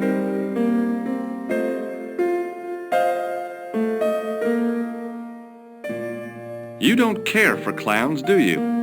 They belong in the circus, like sleeves and bearded women. Do you recognize this man? He calls himself Khan. Yes, I know this man. Why do you carry his photograph? I'm a private detective. What's your interest in Khan? He is an enemy of my people. You know he's a killer. Of course, amongst other things. Would you help me investigate Khan? That is not possible. My instructions are to observe. I cannot jeopardize my position as an honored guest of this country's government. This is a photo of Khan, right? That is just one of the names by which he is known. This is a photo of Khan, right? That is just one of the names by which he is known. Have you any idea what this tool might be used for? I cannot guess. Would it mean anything if I told you it was for lifting drain covers? Such technology fills me with wonder. May I shake you by the hand? I do not shake the hands of imperialist dogs. Now that's a real bad attitude problem you've got there. Does this goo-smeared tissue mean anything to you? No, it doesn't. Thanks for your help. Goodbye.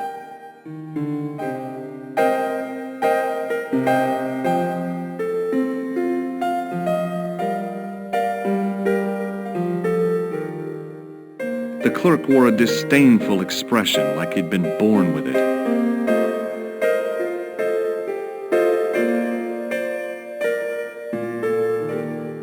I want some information. Who are you? The police? I'm conducting a private investigation. Ah, I know only too well what you mean. That is one of the drawbacks of the catering business. When people book into an hotel, they leave their morals at home, no?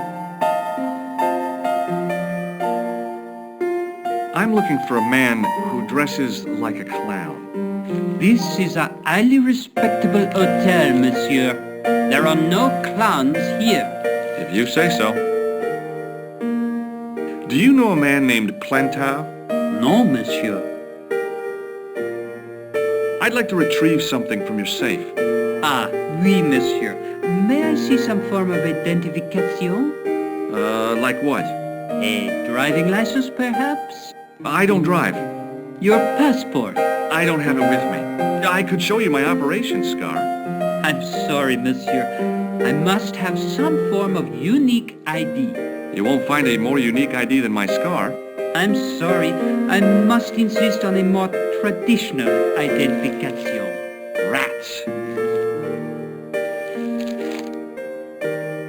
Do you recognize this red nose? No, monsieur. Do you recognize the man in this photograph? Yes, monsieur. That man is one of our guests. What name? I cannot tell you that. Can you tell me which room the man in the photograph has taken? Oh, no, monsieur. That information is confidential. Would it make a difference if I told you the guy in the photo was a murderer? We are accustomed to catering for celebrities, monsieur. Movie stars, politicians, royalty, sporting personalities, they all stay here. Did I show you this photograph? Yes, you did, monsieur. What do you make of this tool? Stunning, monsieur. I bet you handle it like a professional. Hey, shake my hand. I'd rather not, monsieur. I'm still sore from the shock administered by one of the guests. He was secretly concealing an electrical device in the palm of his hand. Practical jokes are so puerile, don't you think? Oh, yeah, sure. What do you make of this tissue? Do you wish me to dispose of it for you, monsieur? Hey, no! It could be useful. I'm holding on to this. As you wish, monsieur. Perhaps you would like a little plastic baggie to keep it in? Nah, it's fine the way it is.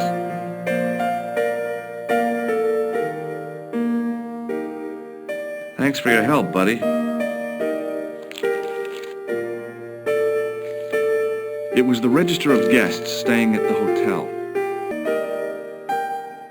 There was no one registered under the name of Khan, but the name in the book for room 22 was Merren. Hanging from a brass hook was a key and a plastic tag.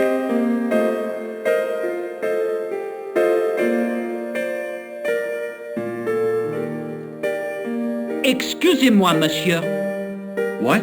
You are trying to steal that key, no? No way.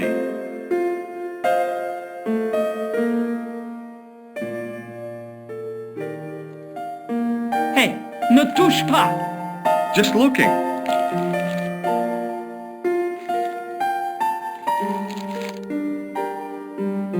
What now, monsieur?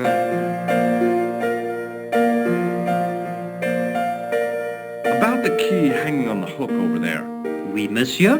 Which room is it for? Number 21. Is that room taken? No. The guests checked out this morning. I'd like to check into room 21. That is not possible. How come? You said it was vacant. It is reserved for another guest. Rats. No, monsieur. Dutch. Thanks for your help, buddy.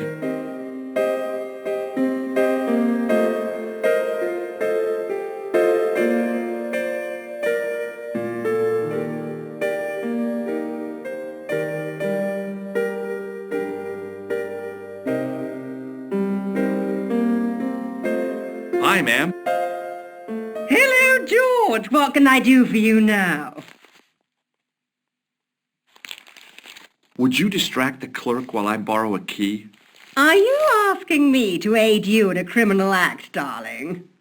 Oh, no. It's the key to an empty room. And why, may I ask, do you wish to gain access to an empty room? Do you plan to squat? No, ma'am. Scouts honor? I was never in the Boy Scouts, ma'am. Oh, you should have been. What were your parents thinking of? It's a fine way for a boy to get licked into shape. Now tell me, why do you want to get into that room? I'm hoping it's the key to Merlin's room. Well, how can I refuse? I shouldn't think my feminine charms would be much use in this case, but a good dose of English arrogance might do the trick.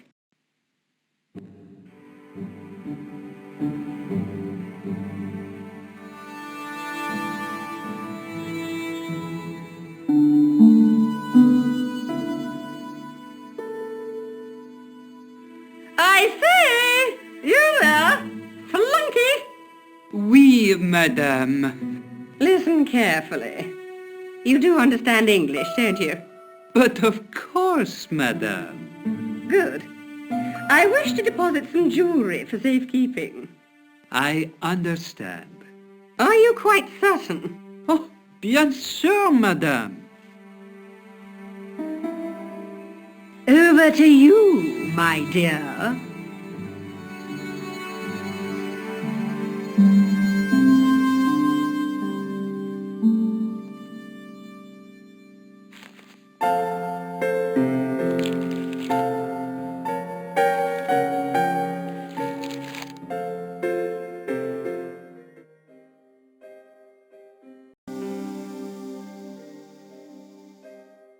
The sign on the door read 21.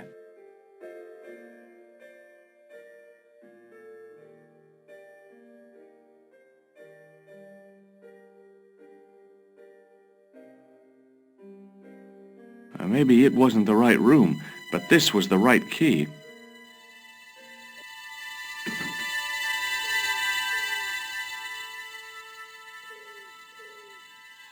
It was a massive mahogany wardrobe.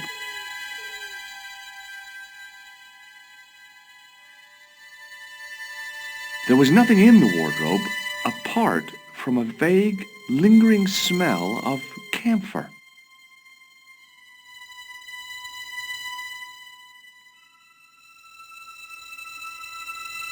A cabinet stood beside the bed.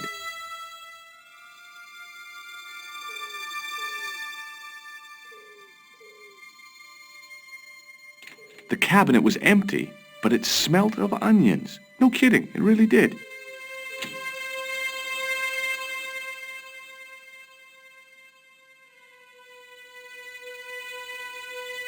The window looked out over a narrow alley surrounded by high walls.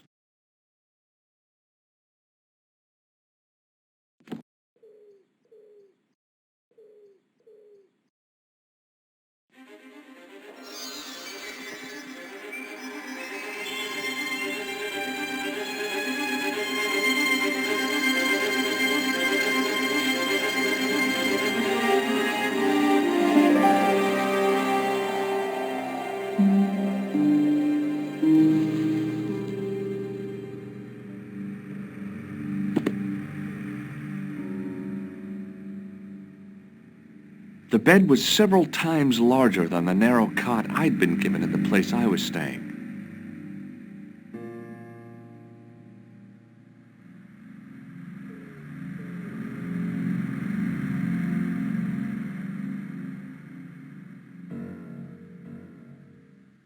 The bed was freshly made, and the crisp white sheets told me nothing about the killer's habits.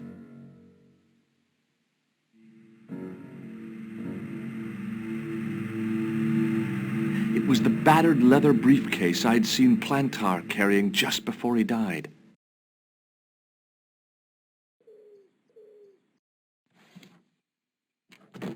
I searched the interior of the briefcase, but as I'd half expected, it was empty.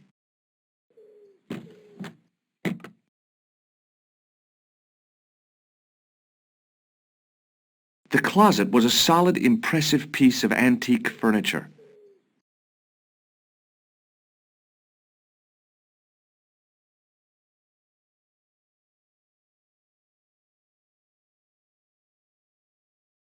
The interior of the closet was large enough for me to climb right in. The pants were newly laundered and pressed with immaculate creases.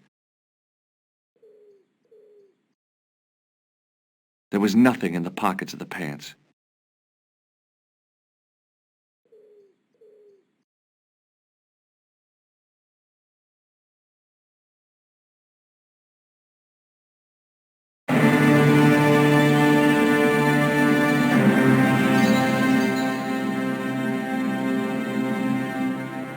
I had the kind of feeling in my stomach that would usually send me running to the bathroom.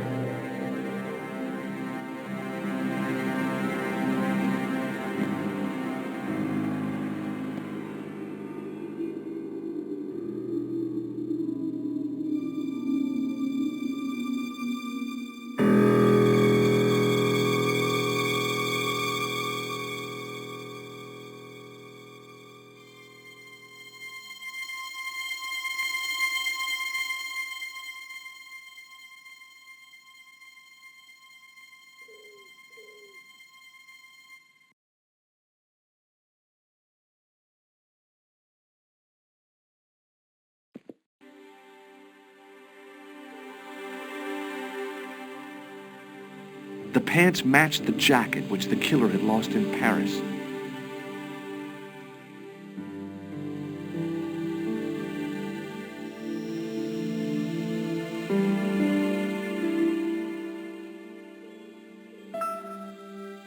I couldn't believe my luck when I found two items in the pockets of the pants.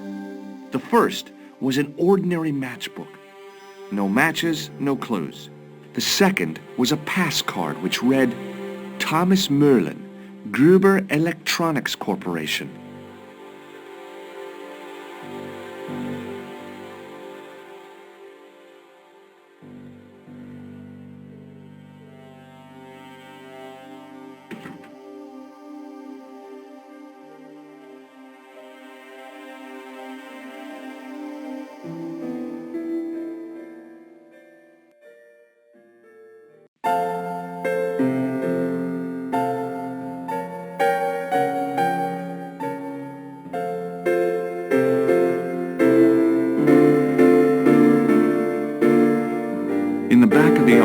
small safe with a combination lock.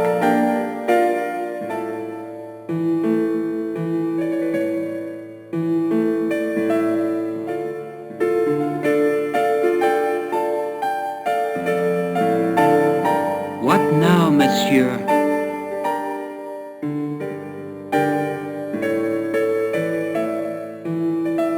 Does this matchbook mean anything to you? No, monsieur. Does this pass mean anything to you? That is Monsieur Merrin's property. That's right. Merlin the murderer. I want to see what he's left in your safe. Impossible. I cannot betray his confidence, no matter what you say he's done. You're making a big mistake. Maybe. I can live with that.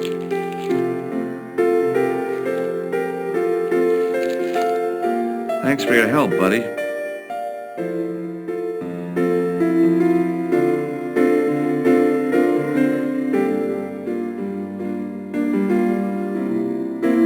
Hello again.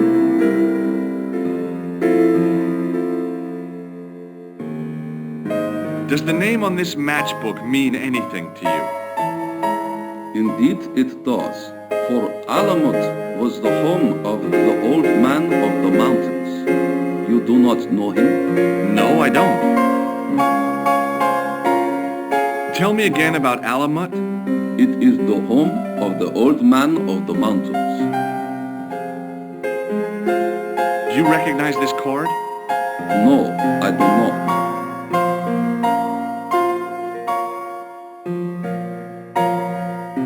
Thanks for your help. Goodbye.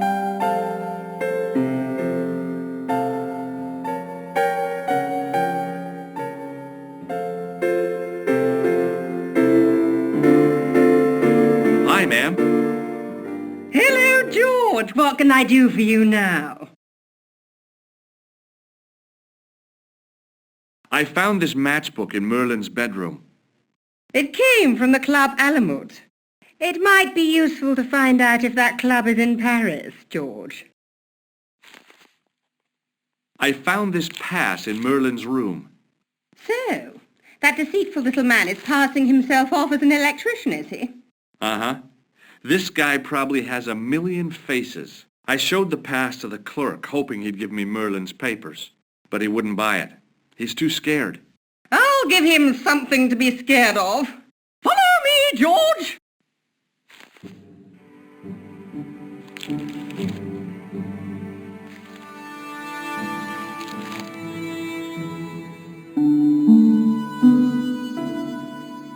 Did you place a package from Merlin in the hotel safe? I did, madame. And did my friend here show you Merlin's identification? Indeed he did, but... What's the problem? He isn't Merlin. A mere academic detail. Give him the package. But that is against the law. I happen to be a justice of the peace, you silly man. I am the law. If he tries anything, shoot him, George. My pleasure, Lady Piermont. One moment, please.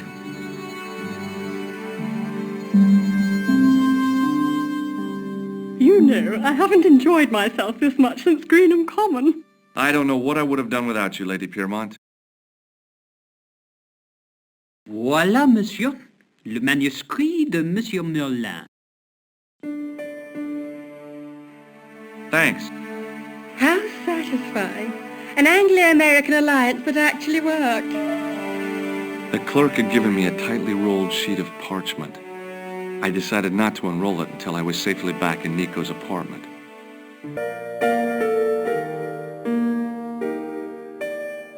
It was the ancient manuscript which Khan had stolen from Plantow.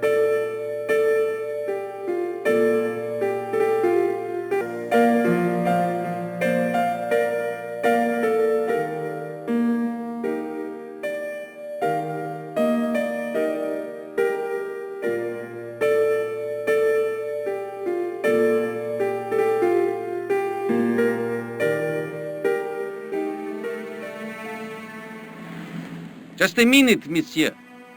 What's your problem? No problem, if you cooperate. What do you want? Just a routine security check. Nothing to worry yourself about. Oh, well, all right. Search him, Flap. You bet!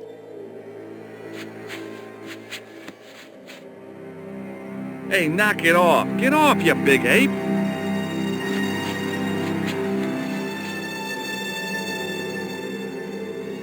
Is this what you're after, Guido? See, that's he. I can explain everything. Well, almost everything. Too late. You're on your way to feed the fishes. I'm allergic to fish. I break out in blotches when I eat tuna. Let's go.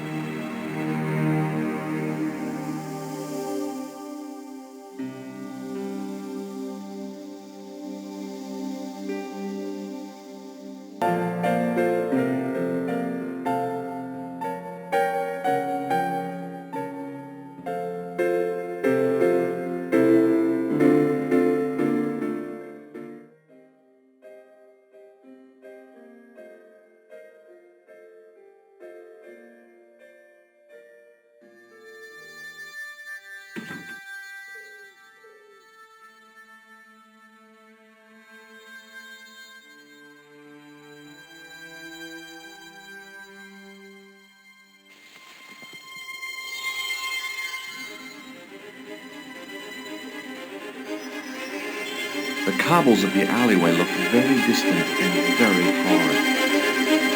If I wanted my shins sticking out of my shoulders, I could have jumped. Mama Stobbart didn't raise no suicidal fools, though.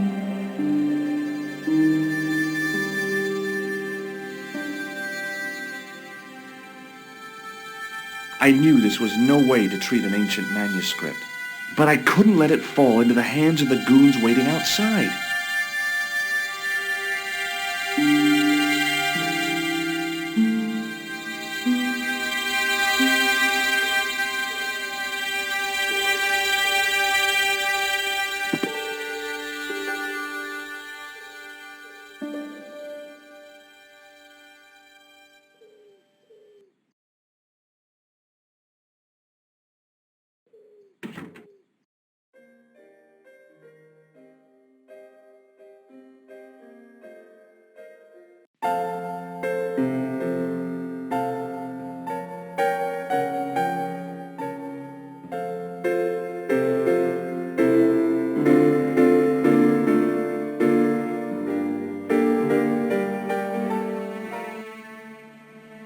Just a minute, monsieur.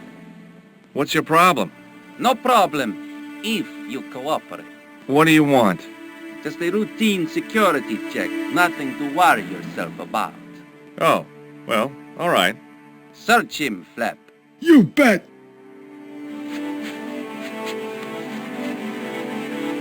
Hey, knock it off. Get off, you big ape.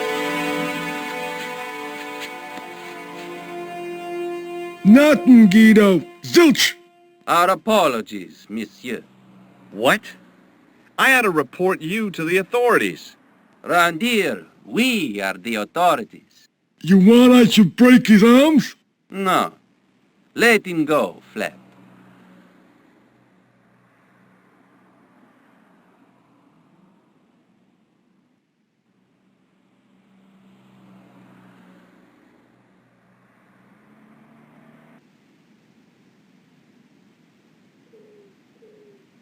If the manuscript was what Flap and Guido were after, they were going to be disappointed. I couldn't wait to get back to Nico's apartment and check it out.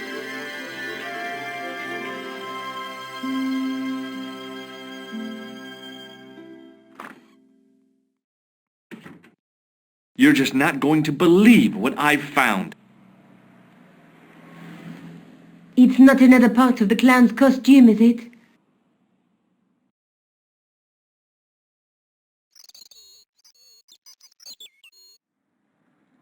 It's a medieval manuscript. Khan left it in the safe at the U-Boo. It's incredible. Is this what he took from Plantark?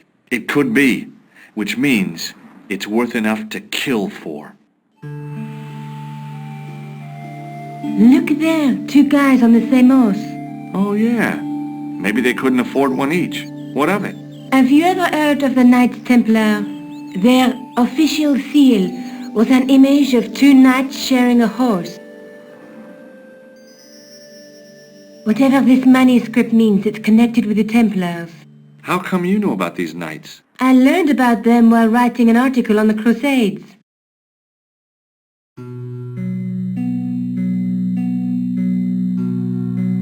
This guy, named Hughes de Payen, arrived one day at the court of King of Jerusalem. He offered to protect the Christian pilgrims from the displaced Muslim armies. The king would be able to guarantee safe transit to Christians in the Holy Land. Safer journeys meant more pilgrims, and pilgrims meant trade and wealth. The Templars proved invaluable to the king as a mercenary army. It was said that they never asked how many the enemy numbered, just where they were. And as the years went by, the Templars grew in wealth and numbers. They were so rich, even kings came to them for loans. But at the height of their power, they fell foul of the King of France. He rounded them up and turned them over to the Inquisition. Thousands of Templars were subject to torture and confessed to heresy. Of course, at the hands of the Inquisition, there wasn't much they wouldn't confess to. The last Grand Master Jacques de Molay was burned alive. But the treasure of the Knights Templar was never found.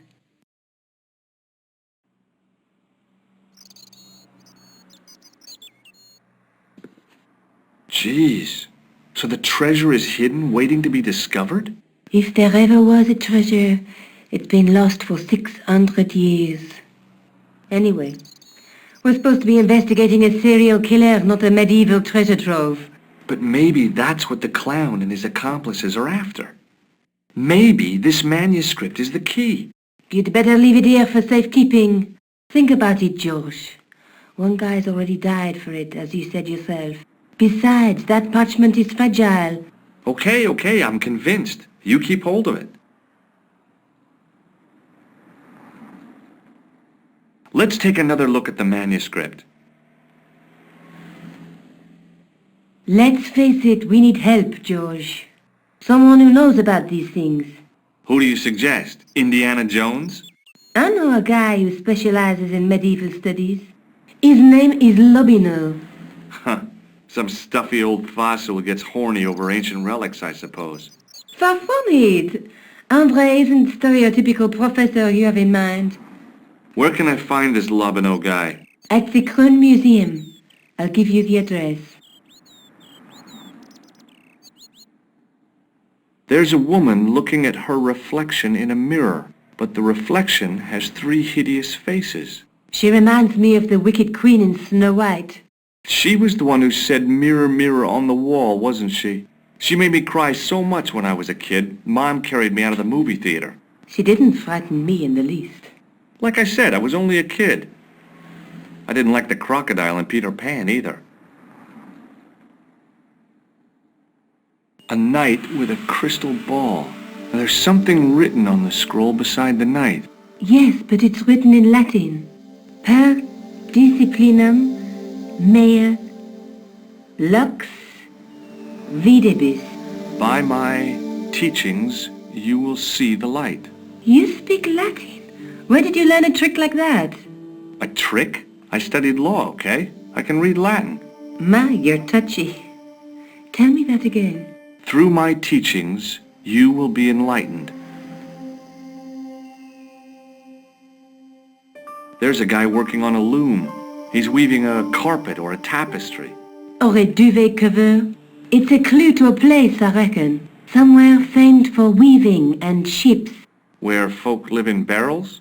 It beats copper boxes. There's a guy with a sword and a bull. The only mythological bull I know of is the Minotaur, but he was only half bull. I don't think I'd like to be half a bull, even if it was the bottom half. What's that object between them? It looks like a gem on top of a tripod.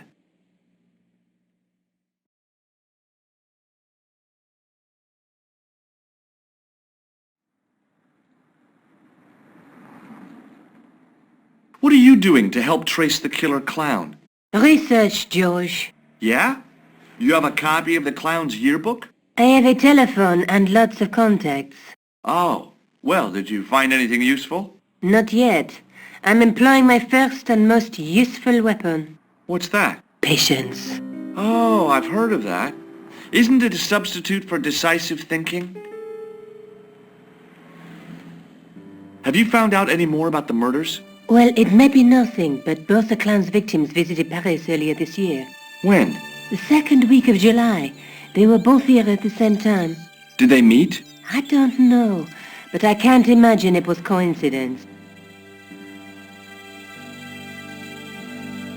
I found this in the killer's room. What is it, a credit card?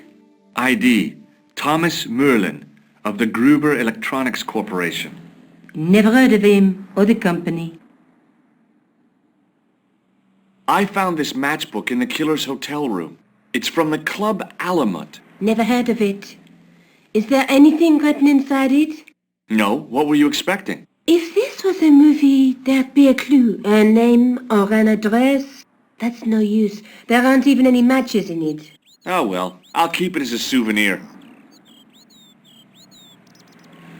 The guy at the novelty shop gave me this. What is it? A hand buzzer. You put it in your hand and give people electric shocks. Why? It's a gag, a practical joke. If you ever use it on me, I'll break your arm. Okay. I get the picture. Let's take another look at the manuscript.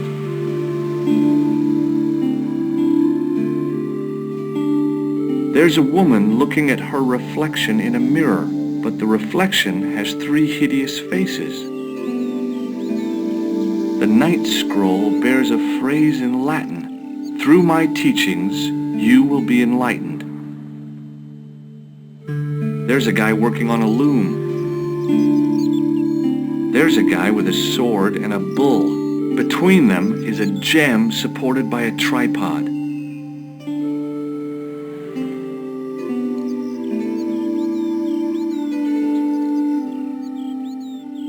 Maybe I'll check out the CRUNE Museum. I'm sure you'll find it useful, George.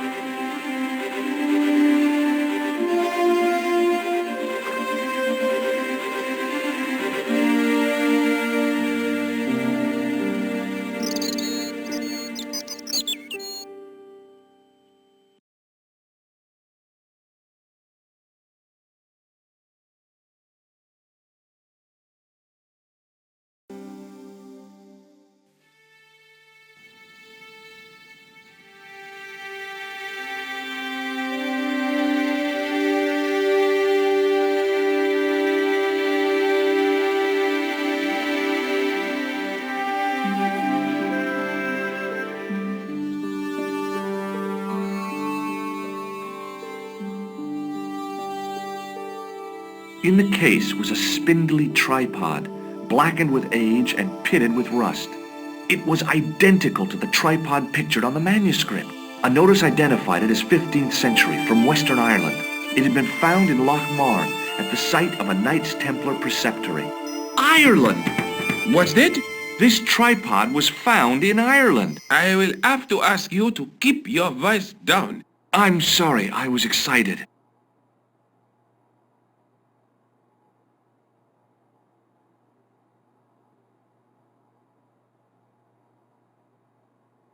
The case contained a collection of rocks. They were all shapes and colors, but they were still rocks. Above them, a sign read, L'Âge Paléolithique.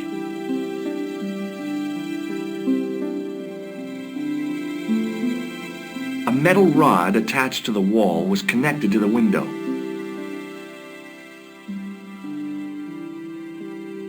The rod turned smoothly, and the window above me opened.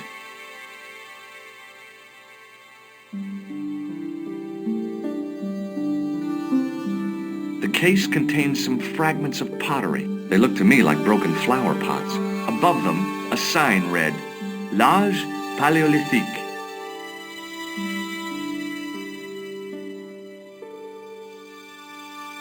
The case contained 2 rows of silver coins. Each coin on the lower row showed a portrait of a guy with a huge nose. I looked down at a collection of tools with wooden handles and tarnished metal blades. There were knives, chisels, and spikes fanned out in a semicircle. I guess there's always been a need for home improvement.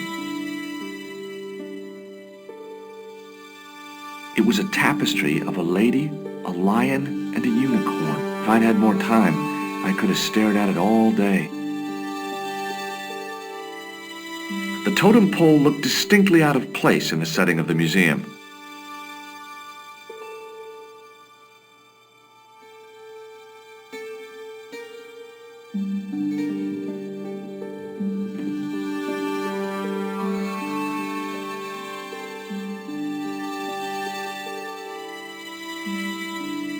It was an ancient Egyptian sarcophagus with a beautifully painted effigy of its owner on the lid.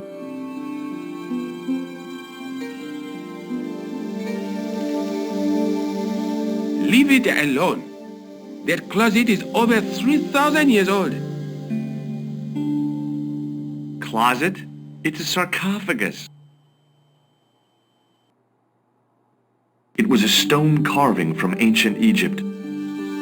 I was no desecrator of tombs.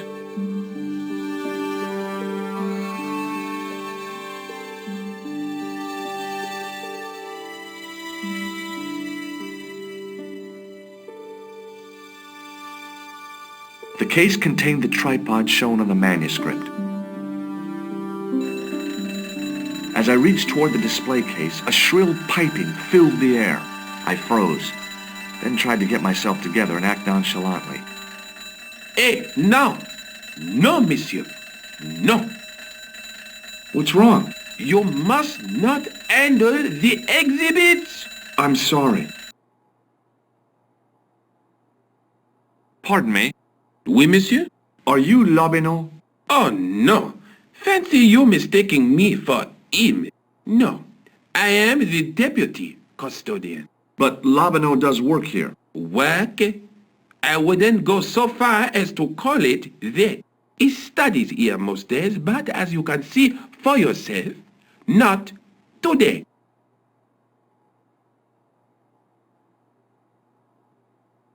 Can you give me any further information about the tripod? Certainly, monsieur.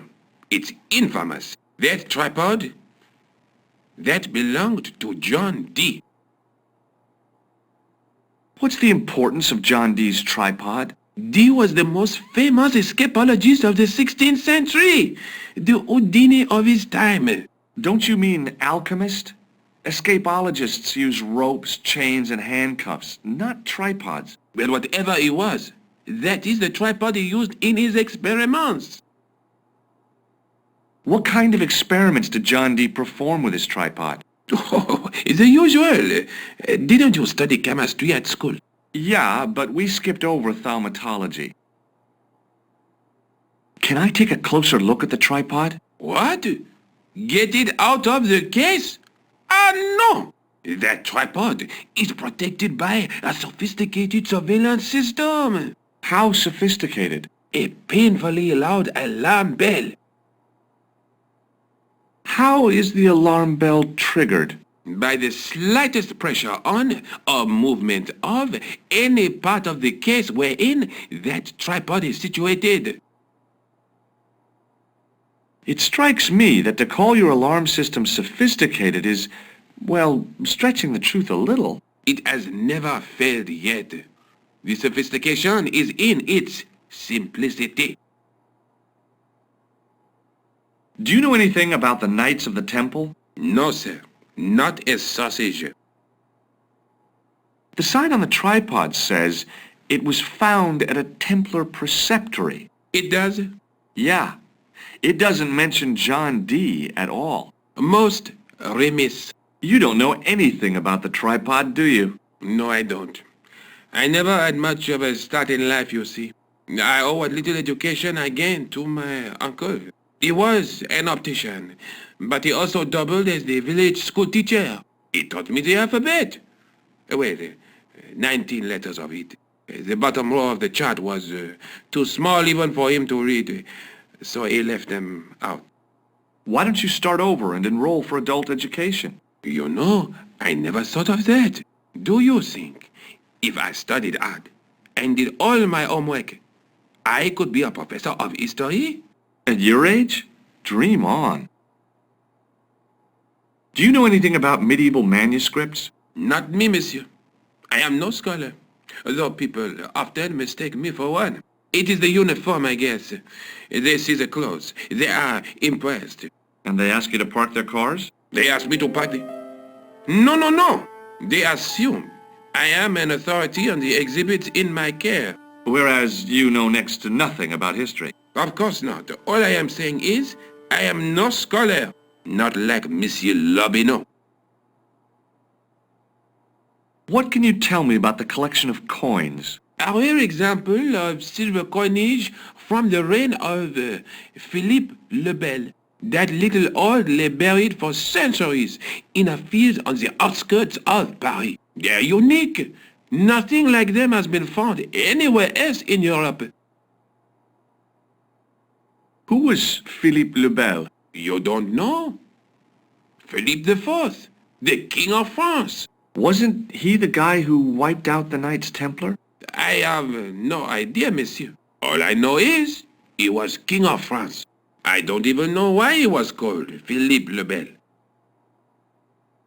What can you tell me about the collection of pottery? Those are remains of pots used by the original inhabitants of Paris. The Paris pot people. When did they move out? 15,000 years ago, monsieur. Vanished in the mists of time. Didn't even have time to pack up their pots. I thought the original inhabitants of Paris were a tribe known as the Parisi. That is right, monsieur. Renowned for their pots. You see, in those days, people didn't have much in the way of possessions. A few flints, some animal skins, maybe the odd bone or two. Naturally, when the Parisi came along with their pots, why, everybody wanted one. I guess they must have caused a kind of consumer frenzy. Ah oui, they cornered the market, cleaned up. You don't know the first thing about those pots, do you? No, monsieur. Do you recognize the man in this photograph? No, monsieur. Is there any reason why I should? I guess not. Thanks for your help.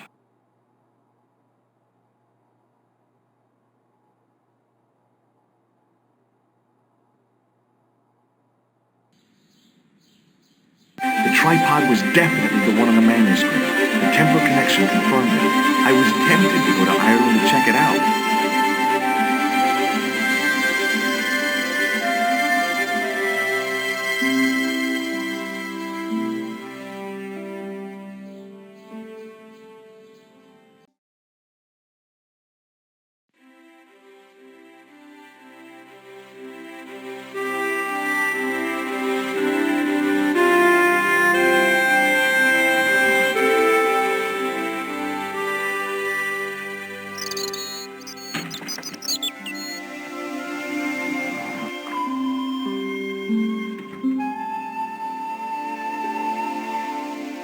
Hi, Jules.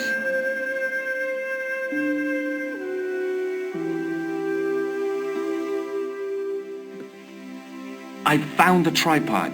Where? In the museum. It belonged to the Templars. It was dug up in Ireland at a place called Loch Marne. I have heard of Loch Marne. I read an article about the castle. Take a look for yourself.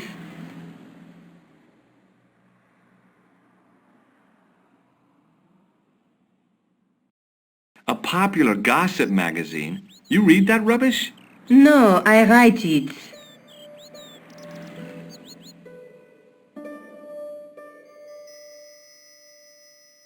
Professor Nigel Pegram, excavating the medieval castle at Loch Marne.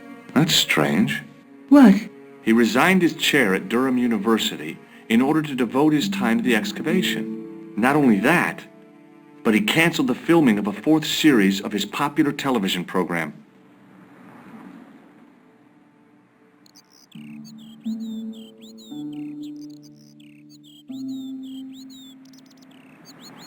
This site at Lochmarn must be awful important to him.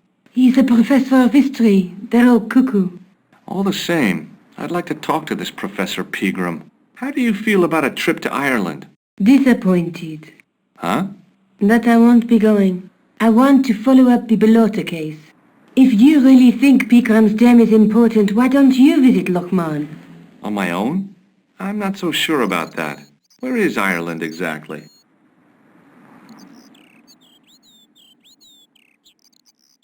What do you know about Professor Pegram? I've seen a television program, Pegram's Past. He's written a book, The Crusader Families of Ireland. I'll bet he'd be interested in the manuscript.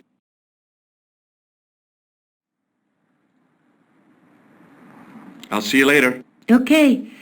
Keep me informed if you find anything new.